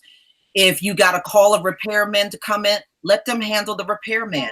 I don't say nothing to my son. I let him handle it from start to finish. So, those are the things they need to learn. In gardening, you'll come out and help me with the garden. And it comes he works with you in the garden, Lisa? When it comes time to harvest the vegetables, he knows when they're about ready to be harvested. Wow, he keeps the calendar, and he's probably the only one in his group, his friends, that even know how to do that stuff. And it's even fun for them. Let them take care of the car repair. Let them talk to the auto shop. Let them take care of the whole thing. They don't have to drive to know that a car needs to be repaired and deal with that situation. But yeah, it's rough. And I realize parents work and you want to homeschool, and sometimes you don't know what to do. Wow, that's beautiful, Destiny. The child is at peace when he's helping his family. Right. Yeah. And that's what you see going back to the Bible, we all were responsible for educating our own kids. This is why when you read the Bible, you don't read about school. School is a very new concept that this white man had to come up with, because their kids, many of the adults, even during slavery, they couldn't read and write. It wasn't just the slaves that couldn't read and write. Many of these folks, these white folks, they couldn't read and write either. That's why they designed school, but that was never for us. Just understand that. And this is why our people keep going through hell with their kids being in school, and they don't understand why. It was never intended for our kids to be there. Tell her she can actually look online too, because I know there's online schooling that's actually connected to the public school system. So technically, they're in home on the computer at school, but they don't have to physically go. Because plus that takes so much stress off of the child. They're totally different children. I'm like, who the hell are your children? Yeah, they are so stressed out being in those public schools. And they have to take naps Like kids really have to take naps to shut that shit down for a while. Mhm. Yeah, they sure do. Yeah, there's a book that was written many years ago about I think it started at the they said fifth grade. So I'm looking up this book. I forget the name of it. Where in the fifth grade is when these schools will start saying that your unquote black son having some issues, and really what the book was really about was they were concerned that the white girl in the fifth grade would start developing some feelings and liking to your son in the fifth grade. Now they're concerned about it in the third grade. So that's now at the third grade, that's when they start saying this child got all these damn problems and Yeah, all that kind of stuff. And that's what they were worried about, these little white girls being infatuated. Because see, the white woman is looking at this shit and reporting it back to everybody that these little white girls are very infatuated with black males. yeah, They because can't do what black they say. males have a lot of great personality even as children. Mm-hmm. You know, Mm-hmm. and them white boys, they're just as dry as can be. They're not even interesting. Mm-hmm. Mm-hmm. I gotta find that book. Stomach ache. Yeah, yeah. You're Heather. You said, yeah, my son would have stomach aches over school stress. Yeah, our kids are stressed, and they don't need to be like that. Not at such a young age. A lot of these kids are killing themselves. A lot of our black kids are killing themselves. Taking themselves. You know, this is hmm crazy. Yeah, you seen that the girl got killed in school. Now that's the fourth. And That's the what? The no, it was 2 years ago. Some girls had a fight with a girl and killed her. And yeah, these girls weren't even in junior high. and the little one of the little girls, her mother switched her, I think, like to 2 or 3 schools, and she hmm took her, so she knew it was a problem, but hmm kept sending her out there, and she hmm was just having a horrible time in Mm-mm. school. Being, Listen to that child first, and, and, because it was a lot of racism towards that child too. hmm She ended up hanging herself, yeah, and they want to force these babies. They and want to force these babies back to school. doing that, you got to stop forcing these babies. They are And these not ready for that kind of stress. and then now these kids are killing themselves. Yeah, they're not I found ready the book. for that. I found the book, everyone. I found the book. Now you're Um, making them trying to deal with a situation that most adults can barely deal with. mhm. This book is countering the conspiracy to destroy black boys. So somebody wrote a counter conspiracy um, about how they're doing. Well, they're doing all of them now, but that's their agenda. That's their agenda, and I think we think we're missing something because we ain't putting them in the like you get to suburbia and putting them in there. Yeah, these folks got an agenda. They And got an see, but agenda. the reason why they packed up all these white female teachers in black neighborhood is because they don't ever want your black child to catch up to theirs. hmm So they spend their entire time from K through 12 slowing your child down. And they hmm actually get extra checks if they go to the bad, quote unquote, bad communities. Right. And not only that, black teachers, black people that go to college and come out with teaching certificates, they can't even get teaching jobs in those black communities that they live in. Now, what sense does that make? Yeah, that speaks volumes, there, Lisa. Hmm. That sure does. That speaks That, volumes. I mean, they have done a job on us, y'all. So that's more to Just undo in these schools because they want you to hit these certain benchmarks. These kids, and if they don't hit, but they make money off of these kids again, not hitting these certain benchmarks. I was one of the right. children. They make money on those after school programs for your kids. They get all of those grants and stuff from the state. hmm So they love having your kids there and your kids are at a disadvantage because then that they can now ask for more grant money and hmm get more financing and stuff from the state. hmm That's right. And then they got the luxury of not really teaching them what they need to know at the same time. Mm-hmm. That is me and my daughter's dream, is to open up a big like homeschool facility. Mm-hmm. I mean, it don't take much to do it. A lot of people will just start in a home until they can afford a building. Yeah. All That's parents what have me to and my do is daughter were talking network. about. All they have to do is network. And so, Linus, I have a question to ask you about Hmm. that. Hmm. When do your babies like when do they like really thrive? What time of the day where they really thrive when you're um home, Well, homeschooling? my kids have very unconventional sleep habits because my oldest, well, my only son, he has nightmares at night. So he, like right now, he's actually sleeping, but Mm-hmm. then he'll get up probably around maybe 7 and then he'll do his work. My middle baby, she's up now. She'll probably start her work in probably like a half an hour. And my oldest, she sleeps like a regular person. So she'll do her work early in the morning. Mm-hmm. But I don't make them sleep at a certain time because they don't do well. Like if I make them all go to bed at like 9 o'clock, my son, he'll wake up tired. He won't feel well. He'll be cranky. My middle baby, she'll just wake up all on the wrong side of the bed. So I let them do what they want to do. But if they're all awake during the a day, we actually go outside and like walk and do work. We don't sit in the house. Mm-hmm. You know what, Heather Gooch? You said my dad said when they had to integrate with white kids, they were ahead of the white kids and had to wait for them to catch up. You know what? I was too. When I went, by the time I went to school, I knew how to do math. I could read and write. I could do all of that. And when I was in kindergarten, many of those white kids were just learning how to write and do that kind of stuff.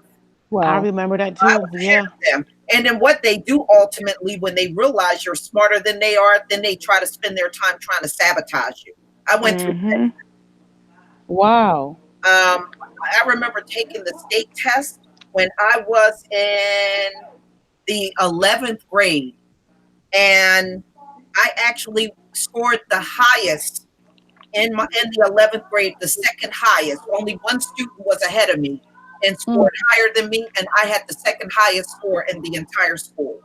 mm, So yeah, they'll try to do things to your kids when they're more advanced.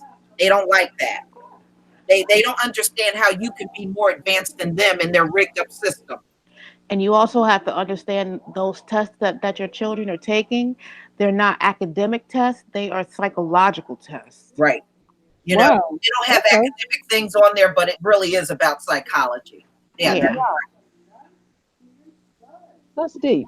but yeah, Hmm. that's what they did to me. I was shocked. I was not expecting that. And I remember when they gave the school the results, they announced the person that got the highest score, and then they announced my name as the second highest score. I was shocked.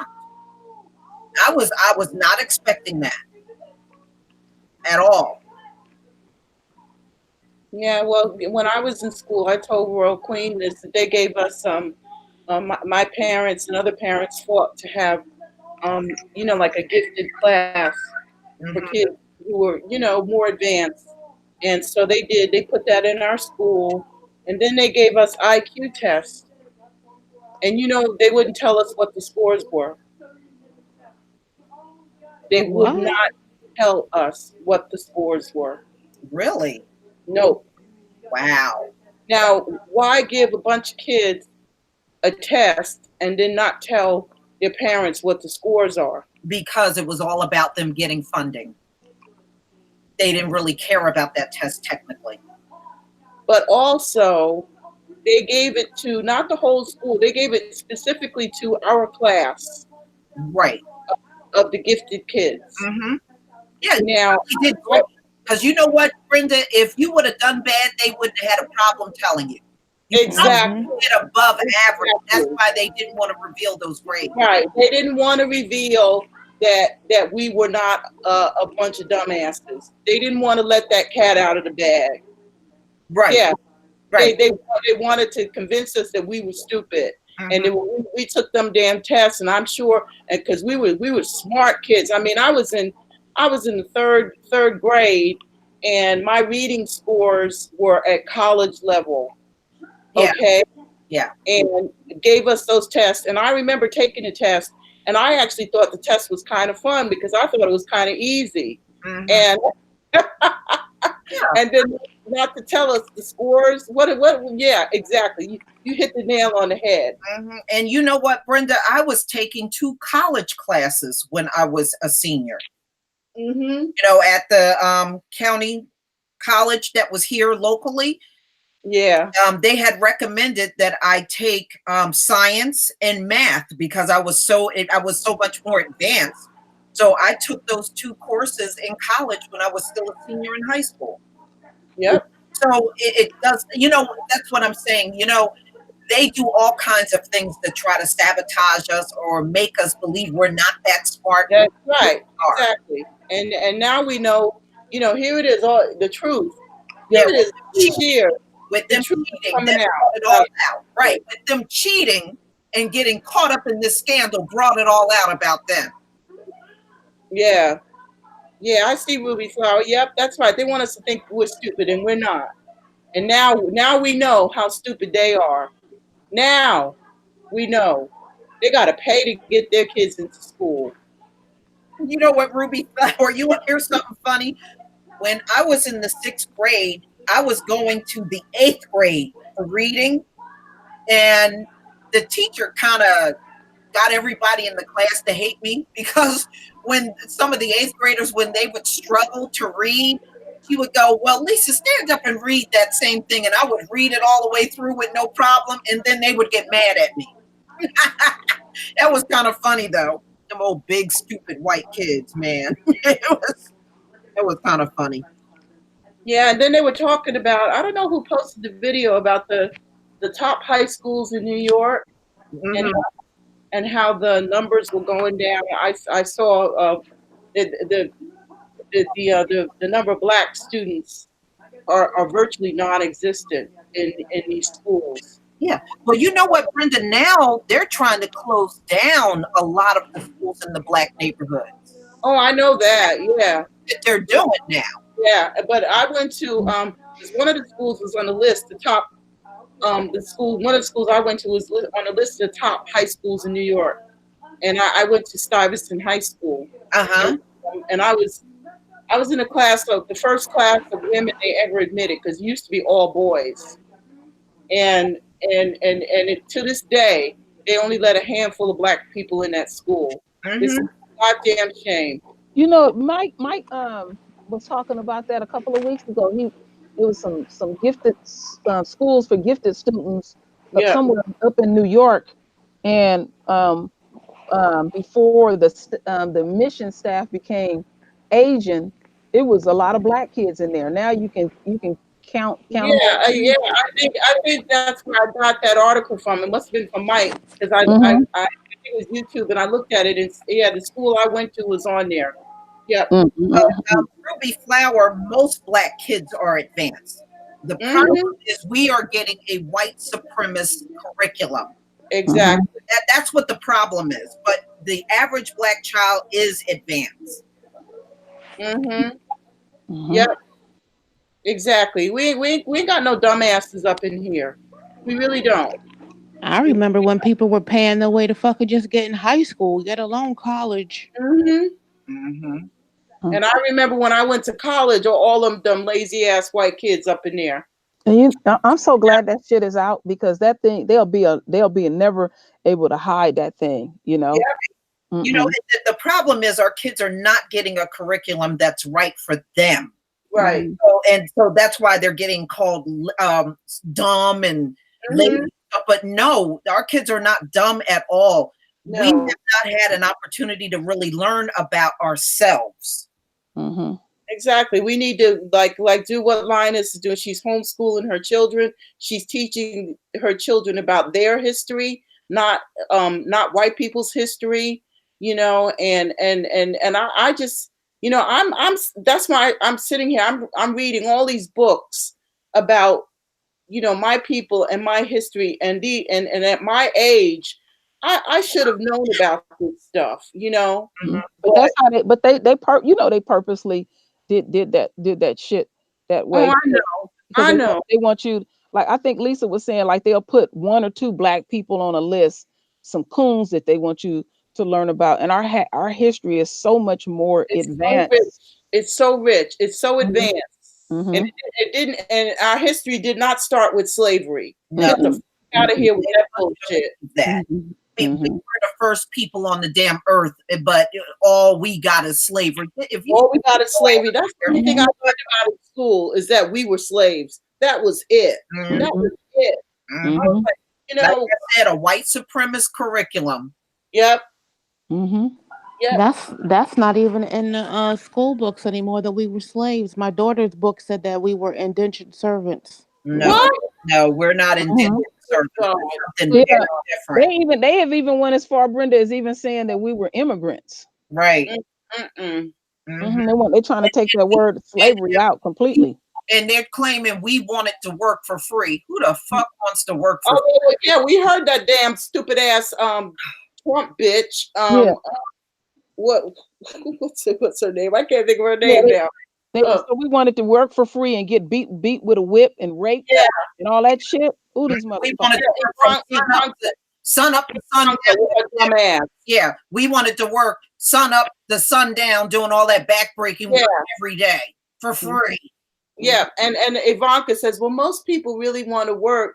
You know, they don't want handout. This bitch is sitting up there saying this, and she ain't never worked a goddamn day in her fucking life. Comes from a people that she comes from a people that don't even work and pull their None own. of them No, they don't. work. They work on their knees and their back. Yeah, exactly. That and well, Ivanka has these companies. Ivanka don't have shit. She might have the companies under her name, but she don't do no goddamn work. I mean, because nobody with an IQ that fucking low could run a company. Well, So y'all remember what Ben Carson said? That the best thing that happened to us was slavery because we was introduced to Christianity. I said, who oh, said that shit? Ben Carson. Yeah, Ben Carson.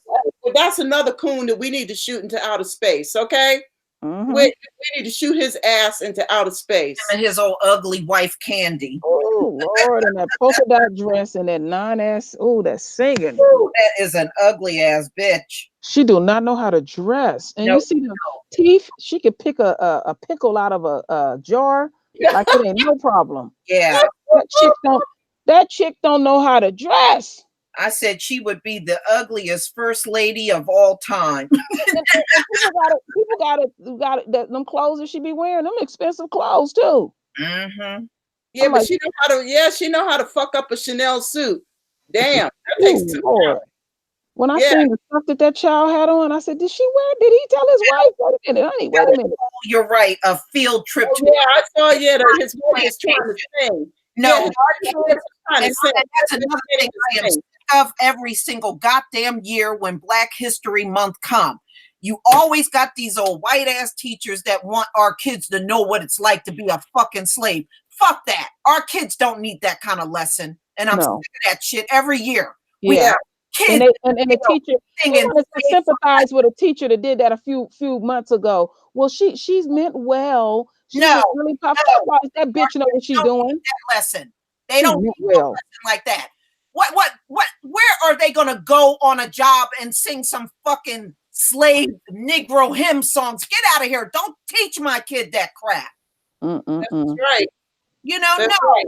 And then you had that teacher up in New York had some black child laid down on the floor and she's stepping all over the child talking about, I want them to know what it's like to be a slave. Our kids don't need to learn that. They don't need to learn that shit. You're right about that. We know we need to learn. We need to know what it's like to be a millionaire. Okay, we need to know what it's like to be a king or queen. That's all. That's what I'm talking about. Brenda, this year I did a story on this and I was fuming mad. Some fucking gym teacher sets up an obstacle course in gym and had the black kids run through this obstacle course and then had the white kids running behind them talking about runaway slaves. Oh my God. Oh my God. They were seeing what it's like to be a runaway slave. What the hell? Wow. Where the hell was this? Where the hell was this? I believe this school was somewhere up north. And some teacher did this. Now, first of all, what does history got to do with Jim? First of all, why wasn't that school shut the fuck down? Okay, I mean, they always try to take that passive role, like they're utterly shocked and dismayed and all of that. If my child was in that school, they would have arrested my ass as soon as that I found out. I'm telling you, I'm so glad more and more people are talking about it, because I experienced it, and I had my son to tell it out of his own mouth. I couldn't believe what I read. He was in junior high, and they wanted him to experience what it was like to be a slave. Our kids don't need that experience. They don't need that. No. I got in trouble in school, Queen, because I had a teacher that did a slave auction in class. Oh, good God. Came to me to stand up. I wouldn't do it. I would not do it. And I got sent down to the guidance council, and the guidance counselor spoke to the teacher and told her to drop the whole thing and just let me come back in the class. And that's what I did. I ain't standing in front of no fucking class while some white students bid on me. Are you out of your fucking mind? Oh Lord, have mercy. Oh my God. No. They shouldn't allow that shit at all. Yeah, I never had children, but if I had children and I found out they did some shit like that, hell, I mean, I would have been in jail. Seriously. I'm telling you, got to read. You got to start this shit up. And True Royal's right. Look at they did this to Delbert. Okay. They've been doing this consistently every single year during Black History Month. You hear these stories come out. People didn't. For the longest, when I told that story, people said I was making it up. No, that happened every year. Damn, every single year. God, that's why I read everything that came in the house, and me and my husband went down there. I said, "Read this shit." He said, "Is this a joke?" We went to there. We didn't just fill out the paperwork, and they went on about with their little slave thing, and he had to sit in the library, and they had to give him something to do. Yeah, Brenda, when my son was younger, there was a story that came out, and it was Black History Month. And what they did was they had these 3 white, I think the teacher and 2 white children have a little black girl down on the floor on a leash. Lord have mercy. Took a picture of her like that. Oh my God. And like I said, as soon as Black History Month comes, you start hearing these stories all around the damn antics. Yeah. And what I don't understand is why these Black parents aren't lighting these schools up. They not reading that fucking paperwork, Brenda. Some of these parents dumping these babies at school. They're not finding out what's going on. Oh my goodness. And they're not listening to their children. Because I ask questions, or my children would tell you, so and so happened, blah blah blah. We would have discussions in our house. Yeah. Here it is. I'm going to show you the picture. Here it is. I remember when this came out. It was just outrageous. Hold on, let me share my screen, y'all. Some of y'all might remember this. I remember this because my son and I had a big discussion about this. Look at this shit. Let's see here. Just a second here. Let me look over here. Oh, I remember that shit. Look at this shit. Oh, yeah, I did a story on there. They got a little my God. Oh, Lord. Oh, my God. I'm going to jail. I'm going to jail. What the fuck? Where the fuck is this? Bridgewater where? I'm going to jail. Yeah, I remember this. Bridgewater, where the fuck is this place? It should still be here. Let's see. That's from the Daily Mail yeah, I did a video about that. And the child, she was smiling. She didn't even know what she was involved in. She didn't know. She didn't know. Bridgewater, wait, where's this? God damn. Massachusetts. God damn. God damn. District apologize. Fuck your apology. No, we don't want no goddamn apology. No. I want our people to own that fucking school. I want that. Oh, Oh, that make you angry, don't it? Oh man. I remember we were talking about that. My son and I, we had a God. big discussion about it. But the kids, you know, I actually saw back then the photo without the kid's face covered up. They're all smiling. Yeah, me Oh, too. then they said she volunteered to play a toddler. No, fuck that shit. No. No, they got a leash on that girl. Brenda, they actually tricked this little girl. They got a leash on. They're holding leashes. They tricked her. Listen, tricked her. They told her it was a family photo. That's how they got her to do it. So Oh my God. on the floor, and then they picked up the leashes holding it, and she really thought it was a family photo. Oh my God. Yeah. So they tricked this little girl. Oh God. This black girl was laughing, volunteering to play a toddler. Right. You know, Lisa, what year was that? What year did that happen? This was in. Let me see if let me see if the date is still here. I see the date up there on the top. I see the 31st. Yeah, that's today's date. Yeah. This was a few years back. Oh, but I do remember I had the actual picture too, Lisa, of the girl. She was just smiling like it wasn't nothing. Yeah, they told her it was a family picture. That's why she was doing that. So they really tricked her. Damn, that shit. I mean, and everything is always an innocent fucking mistake. Oh yeah, and they always apologizing and shit. Yeah. Apology. Oh, 2014. 2014. Okay. Yeah, because I remember we had a discussion about this, and even my son knew that shit was wrong. They manipulated that child. Oh, that shit is painful to watch. Goddamn leashes like she's a damn dog. Yeah, it's just like this one. Little white girl walking along with a little black boy on a chain. You know, I feel you, AD. I feel you. I was doing ADOS, run me my money. Apology my ass. What is that about? Was it where they reenacting some shit? This is the movie Goodbye, Uncle Tom. Oh, God. It's the movie. That book got so many nigger in it. And it's the scene where they gave the little girl a gift on her birthday, which was a little black slave boy. That was her birthday gift.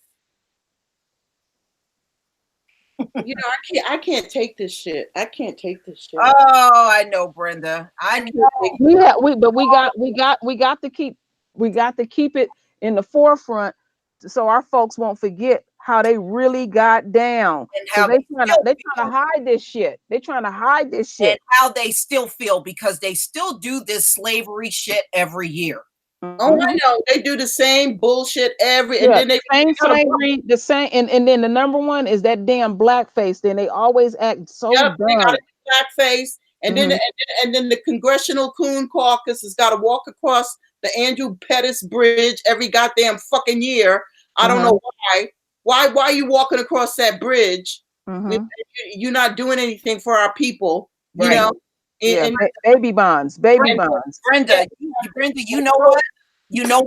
You know why John Lewis keep winning elections? Because he's been going unopposed all this time. And I just learned that recently. Wow. I wish I was down there. I'd run against his lame ass. Yeah. I would. He just automatically wins because nobody in Georgia is challenging him. Yeah, well, somebody need to get somebody out there to challenge his lame ass. It's time for his ass to retire. Okay, you go take your coon coins home, you go take your butter biscuits, and you go sit on your goddamn porch and leave us the fuck alone. Yeah, they the one that hold it, and they old in there. That's the part that's getting me. They old in there. Yes, they are. In their 80s and shit. Yeah. He got nothing to worry about because guess what? He got his money in the bank. He got his house. He's set for life. Okay. And also, you know, they got free health care. They got all these goddamn perks and shit. He's comfortable. But they want to make sure we don't get shit. Exactly. Yep. Yeah. Put us through all this shit and got the nerve to look at us. We don't deserve You're still on that damn bridge. That's right, August. Still on that Mhm. goddamn And bread. Lisa said she We've tired been of hearing about him suffering getting all his ass this kicked. time. We've done all this stuff and been suffering all this time, and they got the audacity with their cheating fake asses to tell us we don't deserve reparations. We deserve everything up in this bitch more than any group that has come to this country, more than them, everybody. And what I gotta say to these people is turn your check over. Turn your check over. If you a coon, turn your check over. If you don't believe in ADOS, turn your shit over. Okay. Me and Lisa was looking on Twitter. There's this one brother he's following. I think he's following Clyburn. Yes, he is. Yeah, he on his ass. Yeah, Clyburn, turn your shit over, and you and the rest of them coons. He is turn on his ass. You know. Yeah, we want your share. We want your share. They don't deserve no check, Brenda. We're the ones fighting for the damn reparations while they're sitting there going along with the system. Yeah, that's right. That's why they don't deserve a check. I just don't like how that Negro laughed at that dude. Yes. I just don't like that when you start laughing and shit. Up his old filthy ass nose. Oh yeah, that tape been going around in heavy rotation. Heavy rotation. That's the beauty of social media. You can get some shit out real quick. Yep. Once it's out here, it's out here. I can't stand these damn coons. I cannot stand them. I hate them. You know, and the most impassioned speech I ever heard Cory Booger say was talking about fucking DACA. Get the fuck out of here. They'll start crying. You remember when John Lewis and them people? My God, he was sitting on. They were protesting. They were sitting on the floor talking about what they were gonna do. And I said, "Damn, now you got passion with all that shit." And they never sat on the floor or made a speech for anything for their own goddamn people. Right? No. No, they ain't got shit to say about what's going on with their own damn people. But you up there caping for a DACA, and these people don't give a shit about you. Get out of here. Watch a lot of them get voted up out of office. That's right, Cory Booger and his ass, that lame, bug-eyed motherfucking asshole. Yes. Baby bonds for all American children. Right. Yeah. And that's reparations. That ain't no goddamn reparations. That's bullshit. He don't have a black agenda. He never intended to have one. He didn't think he's all on this inclusive shit. Right. Kamala is, Elizabeth Warren, all of them are on that. Well, how about everybody? Fuck everybody. Yeah, exactly. We've gone through all of the potential Democratic candidates and we've eliminated them all. And see, the thing that they do, because they've been doing this for years, where when we start talking about something tangible for us, and they'll try to guilt us into, well, what about the poor whites? What about this and that? Don't even have a discussion about it. When they bring it up, cut it off the head. So I'm not listening to that bullshit. White people need to take care of their own. So if they're whites, they better hop to and take care of them. That's right. That's right. And that's right. And the thing is, they are taking care of their own. So shut the fuck up. What are you going to do for us? Yeah, and then Elizabeth talking about well, everybody should get reparations. What about the natives? The natives already got reparations. Hey, let them hold their own nuts, okay? They don't give a shit about us either. They'll take that whole thing around, and you'll be sitting up there discussing stuff. And I've seen our own back down on stuff like this when you start mentioning other people's pains and plights. It may be, they don't even have to be this agenda. It may be other stuff. And I've seen how the conversation gets shifted onto something else because it's pertaining to us. Right. No, don't entertain it. You got to cut it off at the head. Say that y'all on some bullshit. That's right. We're getting rid of them one by one. Kama Sutra, get the fuck out of here. Cory Booker, get the fuck out of here. Joe Biden, get the fuck out of here. Get the fuck out of here. Who's next? What's his name? That guy with the jacked up name from Texas. What the hell is he? What is that guy's name in Texas? I forget that big old white boy's name. White boy down in Texas. All Yeah. I can say is Get the fuck out of here. That's right. Then they got some Chinese dude up in there. Get the fuck out of here. No, you people, you ain't getting my vote. No. I have not heard the right thing from you people. I haven't heard the right thing from you. I haven't heard that you are going to look after my people. Get the fuck out of here. All I got to say is if you can show Beto, you can show me the pictures of them Asians and Indians out in those fields with us picking cotton. Yeah. You can show me all the photos through Jim Crow where they were going through it too. Until you can show me all of the pictures. And they will throw in your face truth, and don't talk to me about no fucking everybody. And then they'll throw in your face, well, other races were put in slavery. I'm gonna say, what the fuck did that got to do with my check? Well, then they need to go see those countries that enslaved us. We are talking to you about our shit. Yeah, and stop insulting us, because before Obama left office, he was still giving out reparation checks to other folks. He gave them to the Jews. Yeah, he sure did. I refuse to spend another brain cell in my head or another breath in my body giving a shit about anybody but my people. Okay? Some days are over. You know? I mean, when I was young, I used to be like, oh, come here, Susie. Come here, Becky. Come here, Ching Yung. Come here, you my sister. Fuck that shit now. That shit's over. I just be seeing how they be trying to change the narrative. Yeah. I'm very hip to this changing the narrative game. And then they try to appeal to our good nature and our heart and stuff. And our good nature and worried about everybody's pain and plight is the very thing that has gotten us in the situation that we have gotten us in. Right. You know, we are in a true war with these people. And I will not entertain 5 minutes of a conversation about everybody else shit. That's your problem. That's right. I ain't interested in your shit. Nobody got the same plight that we have. So I can't kiss my ass with that everybody talk. Kiss my ass. That's right. I'm black first. Are you black? No. Get the fuck out of here. I don't care about no fucking racism that Trump is. I don't care about some people gonna be mad. Fuck them. We are past out of here. They was born mad. When are they not mad? That's my question.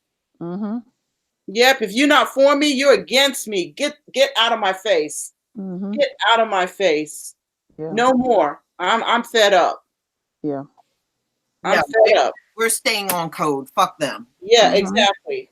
You can put on my grave, get the fuck out of here. That'll be my motto on my grave, okay? When I die. I don't blame you. I don't blame you. I'm gonna have on mine, cut the check and put it in my I'm telling you, y'all gonna start hearing them call us crazy. And when they start calling us crazy, still give me that check. When they start calling us crazy, they mean what they really saying is we can't even have a conversation with them about anything. They keep saying the same thing. Cut the check. Cut the check. Cut the goddamn check. You know, I don't want to hear your excuse. Don't be telling me you don't have the money. Shut the fuck up and cut the check. You know what? They told us we're only 13% of the population. We are such a tiny ass group. You shouldn't have no problem paying. You should have no problem. That's right. That's right. That's right. Yeah. If you can spend $6 million trying to put your dumbass kid in school, you ain't got a problem writing me a check. Okay? You right about that.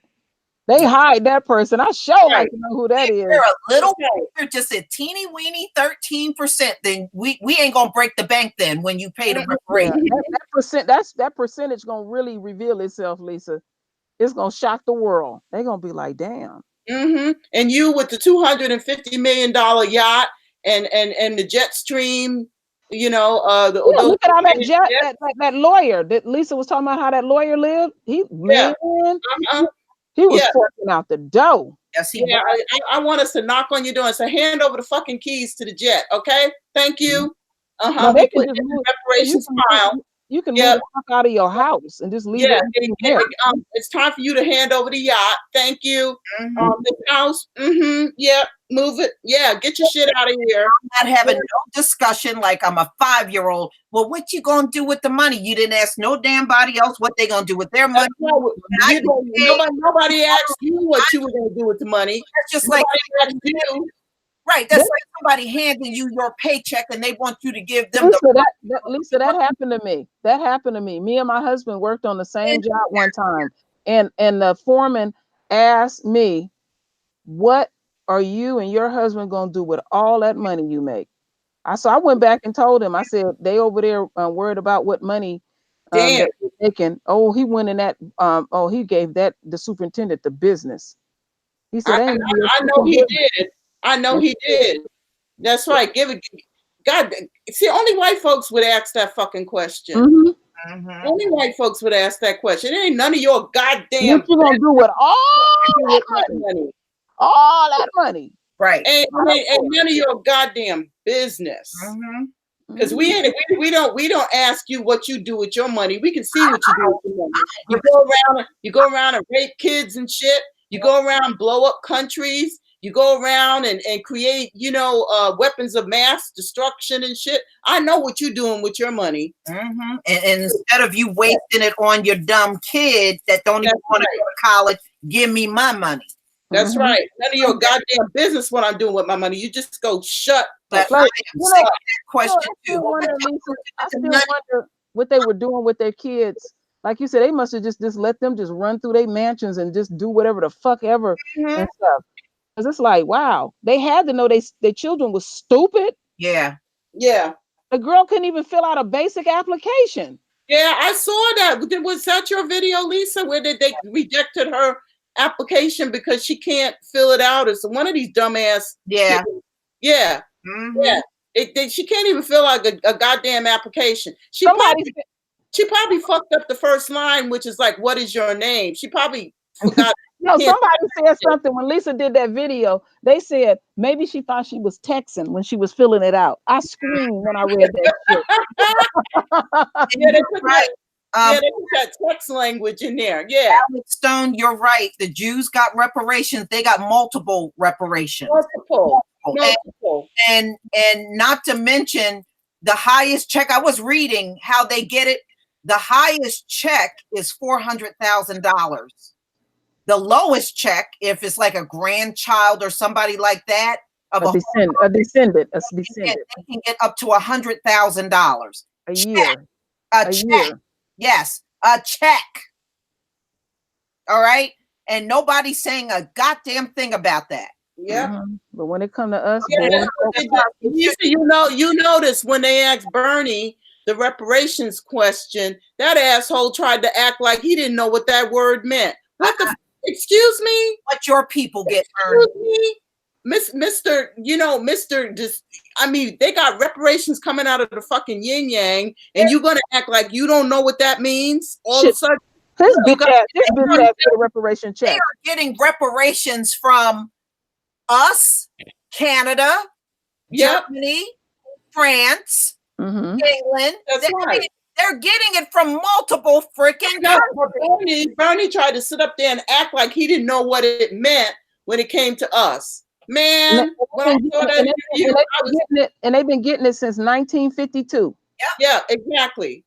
Yeah, and they said, "Well, Bernie, do you support reparations?" Well, I just don't even know what you mean. What? He knows what it means. Oh, please. He knows what it means. I'm not going to entertain that fuckery. Oh no. And the thing is, if I was interviewing his ass, I would say, wait a minute, you Jewish and you don't know what reparations mean? Well, do you know what Holocaust mean?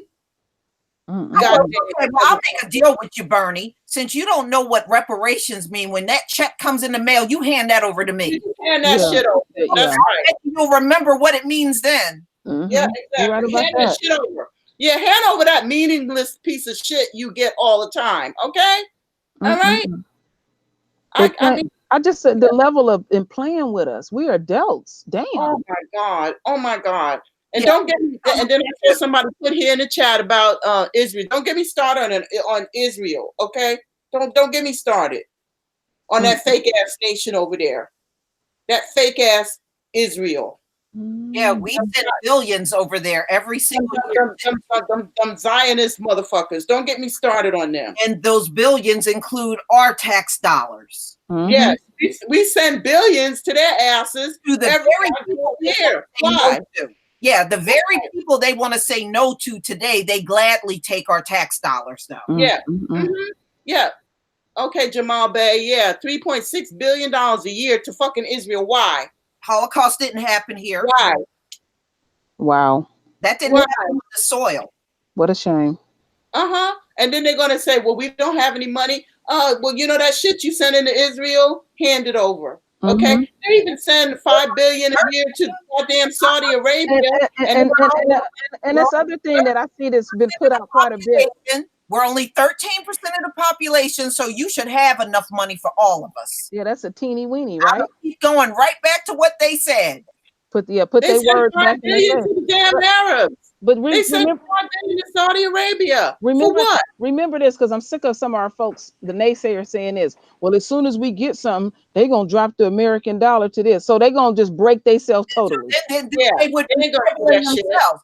Then they would be financially crippling themselves too. Okay, so that's right. They love money too much to do that. They ain't gonna do that. I'm not gonna do that. No. No. They're gonna hurt themselves to hurt us. Hell no. Hell to the no. Because they right here in this cesspool that they have created. So our folks, some of our folks don't be thinking. They just be throwing out shit. That's why I was saying I don't want to hear nobody throwing out no agent shit and all this. Have you studied anything? Do you take the time to read this stuff? No, you just going by listening to some fucking videos and some stuff that people are saying. I don't go by what people say. I go study. Exactly. Jamal Bey, goddamn 7,000 a day, 7,000 a fucking day to Israel, to fake ass Israel, fake ass Israel, Zionist, fake ass Israel. Burn in hell. Yep. Sorry, burn in hell. It's I have to give it. It's some of our folks. They're very well educated on there, and they've put out stuff. Tell them to stop. That's right. Tell them to stop spraying all them chemtrails up there and utilize some of that money for our reparations. Oh no, the one that gets me, Lisa, thinking they're gonna be up, gonna meet the creator out of space. Sending all that, and then now they're trying to get that space war. Trump want? He want space war. I'm like, space war. He wants another branch of the military for space. Lord. Mike Pence was talking about that. Okay, I got your first volunteer to be shot up in space. Okay, put his ass in a rocket and send his ass up in space. Well, first and foremost, they can't even stay up there because they lose bone density. We the only ones that can go up there and stand it. So that ain't gonna work at all. Well, first of all, the program is $77 billion. I thought you said you didn't have no money. Exactly. They got money for everything they want except for us. Okay? Yep. At the end of the day, it's all about keeping us as the underclass while everybody shit on us. And they don't want that to end. Yep. Exactly. I don't want to hear. They don't know what else to do. A single black person up there saying, "Well, they can't afford reparations." Yes, they can. They can afford it. They can afford money for anything they fucking want. Print the damn money. That's right. That's what Yvette Cornell said. She said, "Print some money." They already do it. That's right. Printing money.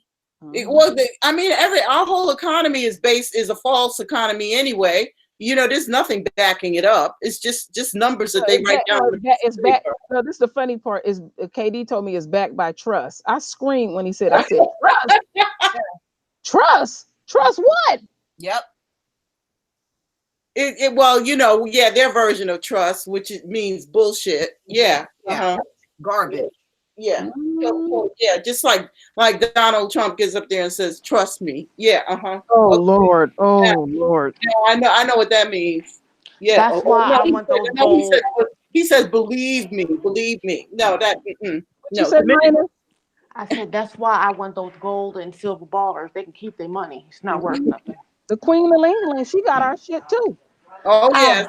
I beat that bitch with a bat. Yeah, she got all of her wealth from slavery. Sure did. Lioness, if you ever saw her, she about 4 feet tall. Damn. Okay, seriously, she about 4 feet tall. Dried up. You know, the Mhm. older they get, and the older they get, they shrink more. They don't even look human. They don't even look like people. They look like straight up animals. Yeah, they Yeah, look. they do. Yeah, the They older. call them reptiles. They call them reptiles over Yeah, here. they do. They're reptilian, and Yeah, I especially seen that. that. I seen that over there. Her husband wrecking the car. They had to take this damn license from his ass. I said, Yeah, what is he doing? yeah. He's 8 million goddamn years old driving a Range Rover, and then Yeah. but yet he's got drivers. So what the fuck are you doing driving? He flips the damn car. It slams into this other car. Everybody in the other car got to go to the hospital, and he just comes slinking out and just shakes his head from side to side and keep going. And he's 8 million goddamn years old. Now I know Damn. this wrong here. Okay, they say they Wow. drink. They say they drink baby's blood. I'm starting to believe that. Goddamn these people. Yeah. Goddamn these people. Mm-hmm. That's actually very true. That's why a lot of our children go missing because they sacrifice them. I believe that. I believe there's something to that. Yeah. Uh-huh. I mean, they have all these rituals and shit where they be, drinking baby's blood and sacrificing people and doing all this shit. Yep. Yeah, Molech. Remember I showed you that, True Royal? Yeah, Lord. Oh, Lord. What was it? Molech, the deity. Molech Yep. is on the $1 bill. If you Oh, let your really? kids celebrate Halloween, you're sacrificing your kids. Christmas, you're Oh, well, sacrificing your kids. yeah, that's a Easter, you're pagan holiday. sacrificing your kids. Mm-hmm. That's a pagan holiday. Christmas is another pagan holiday. I mean, it's Oh, ritualistic. yeah, I mean, look, the majority of the damn holidays are about killing and dying. Memorial, Labor Day. Yeah. Yeah, And Valentine's Day and all that shit. Ugh. you know, Valentine's Day, that was between two gay men. yeah, Thanksgiving. People, man, get out of here with them shitty ass holidays. Yeah. Independence Day, all about killing and dying. Mm-hmm. I ain't celebrating that shit. Mm-hmm. I hear you. Yeah. I mean, it's I've had enough of these people. Yeah. I've had enough. They cover is totally blown. I'm too through. Mm-hmm. I'm too through. I'm telling you, that's why they don't like us. They don't like us to get together because we'll blow they shit in an hour, and you be like, damn. So that's what was going on. Mm-hmm. That's how I be talking. I said, damn, I had that wrong. And then like my folks to get my ass right. I'm like, wow, okay, I'm good on that. I can move on. Mm-hmm. Yep. That's right. None of these damn holidays. And every time I see a video, oh my God, did you see that video that Willie D put up about Black folks celebrating St. Patrick's Day? Oh my God, that made me sick. That made me sick to my stomach. Sick to my stomach. Now picture in your head, True Royal, Black people dressed as leprechauns. Oh, I gotta go over and watch that shit. I know that's crazy. Go I missed that one. on Willie D's channel. He's got a video up there about Black folks celebrating St. Patrick's Day. It'll make you throw up. Wearing green hair. They got green hair, green fingernails, green. I mean, it just made me want to. You know what?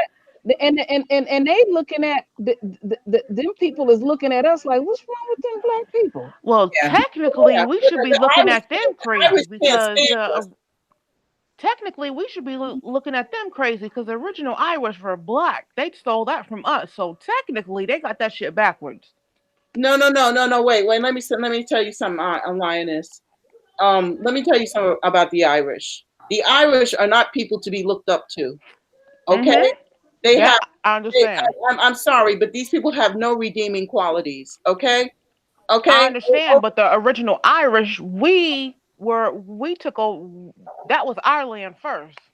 I understand that about the land, but their fucking holiday, St. Patrick's Day, don't have nothing to do with us.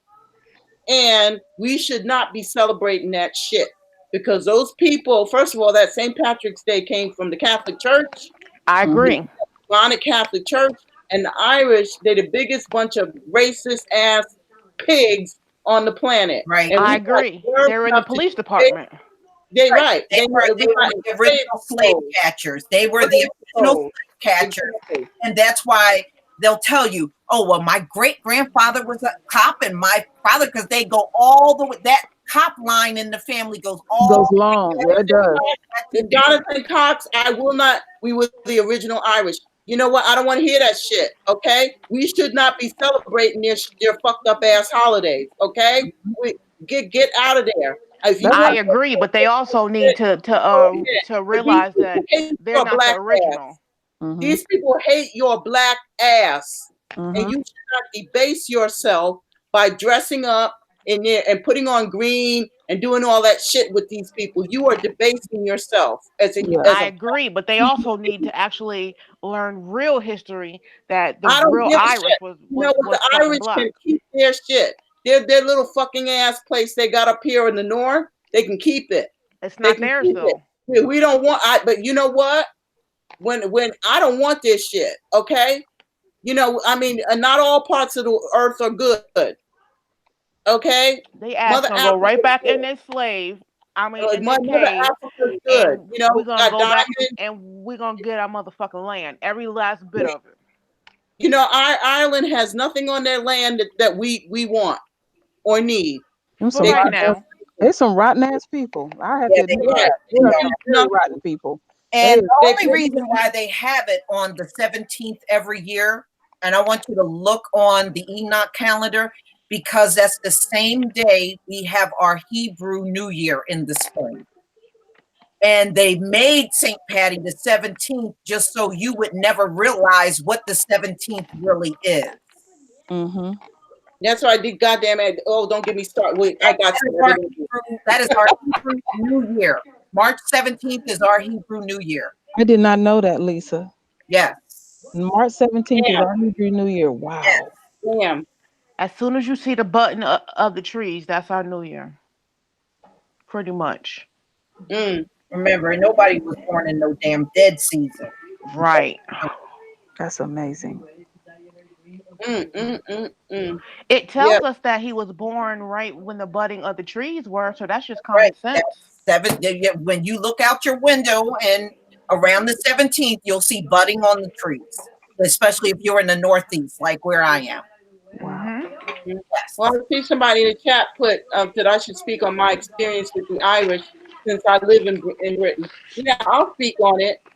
We don't need to claim any kind of affiliation or camaraderie or nothing with them because they don't give a shit about us. Right. And the Irish today are not the people of yesterday, but the bottom line is we are living with the trash of today. That's right. That's right. They used to call the Irish the black people because they considered them to be the trash when they immigrated to America. That's why they called them the Black Irish. That's why they held on to working in those police departments, because that was the only type of status that they did have. And they were very brutal, very brutal. Yeah. Jonathan Cox, the black natives of Ireland, get out of here with that. When they came over here to America from Ireland, there were no black natives living in Ireland. Black people lived there thousands and millions of years ago, but there's no black people in Ireland. I've been to Ireland. There ain't no goddamn black people in Ireland. They're all pasty white, and a lot of them got red hair and freckles, and they don't give a shit about you. And when they look like that, by the way, with red hair and stuff, they got a high level of Neanderthal in them. That's why they look that way. Yeah, exactly. Exactly. Yeah, but if you want to continue to find some kind of some kind of camaraderie with people who hate you, I think you need to pray, okay? Because these people hate your black ass. Stockholm syndrome. Woo. Yeah, it sure is. Yeah. It sure is. Sure is. Yeah. They hate your black ass. Mm-hmm.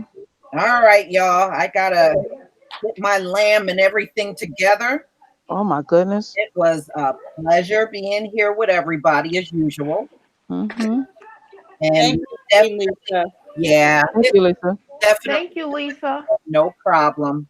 Love having you on the panel. All right. Well, thank you.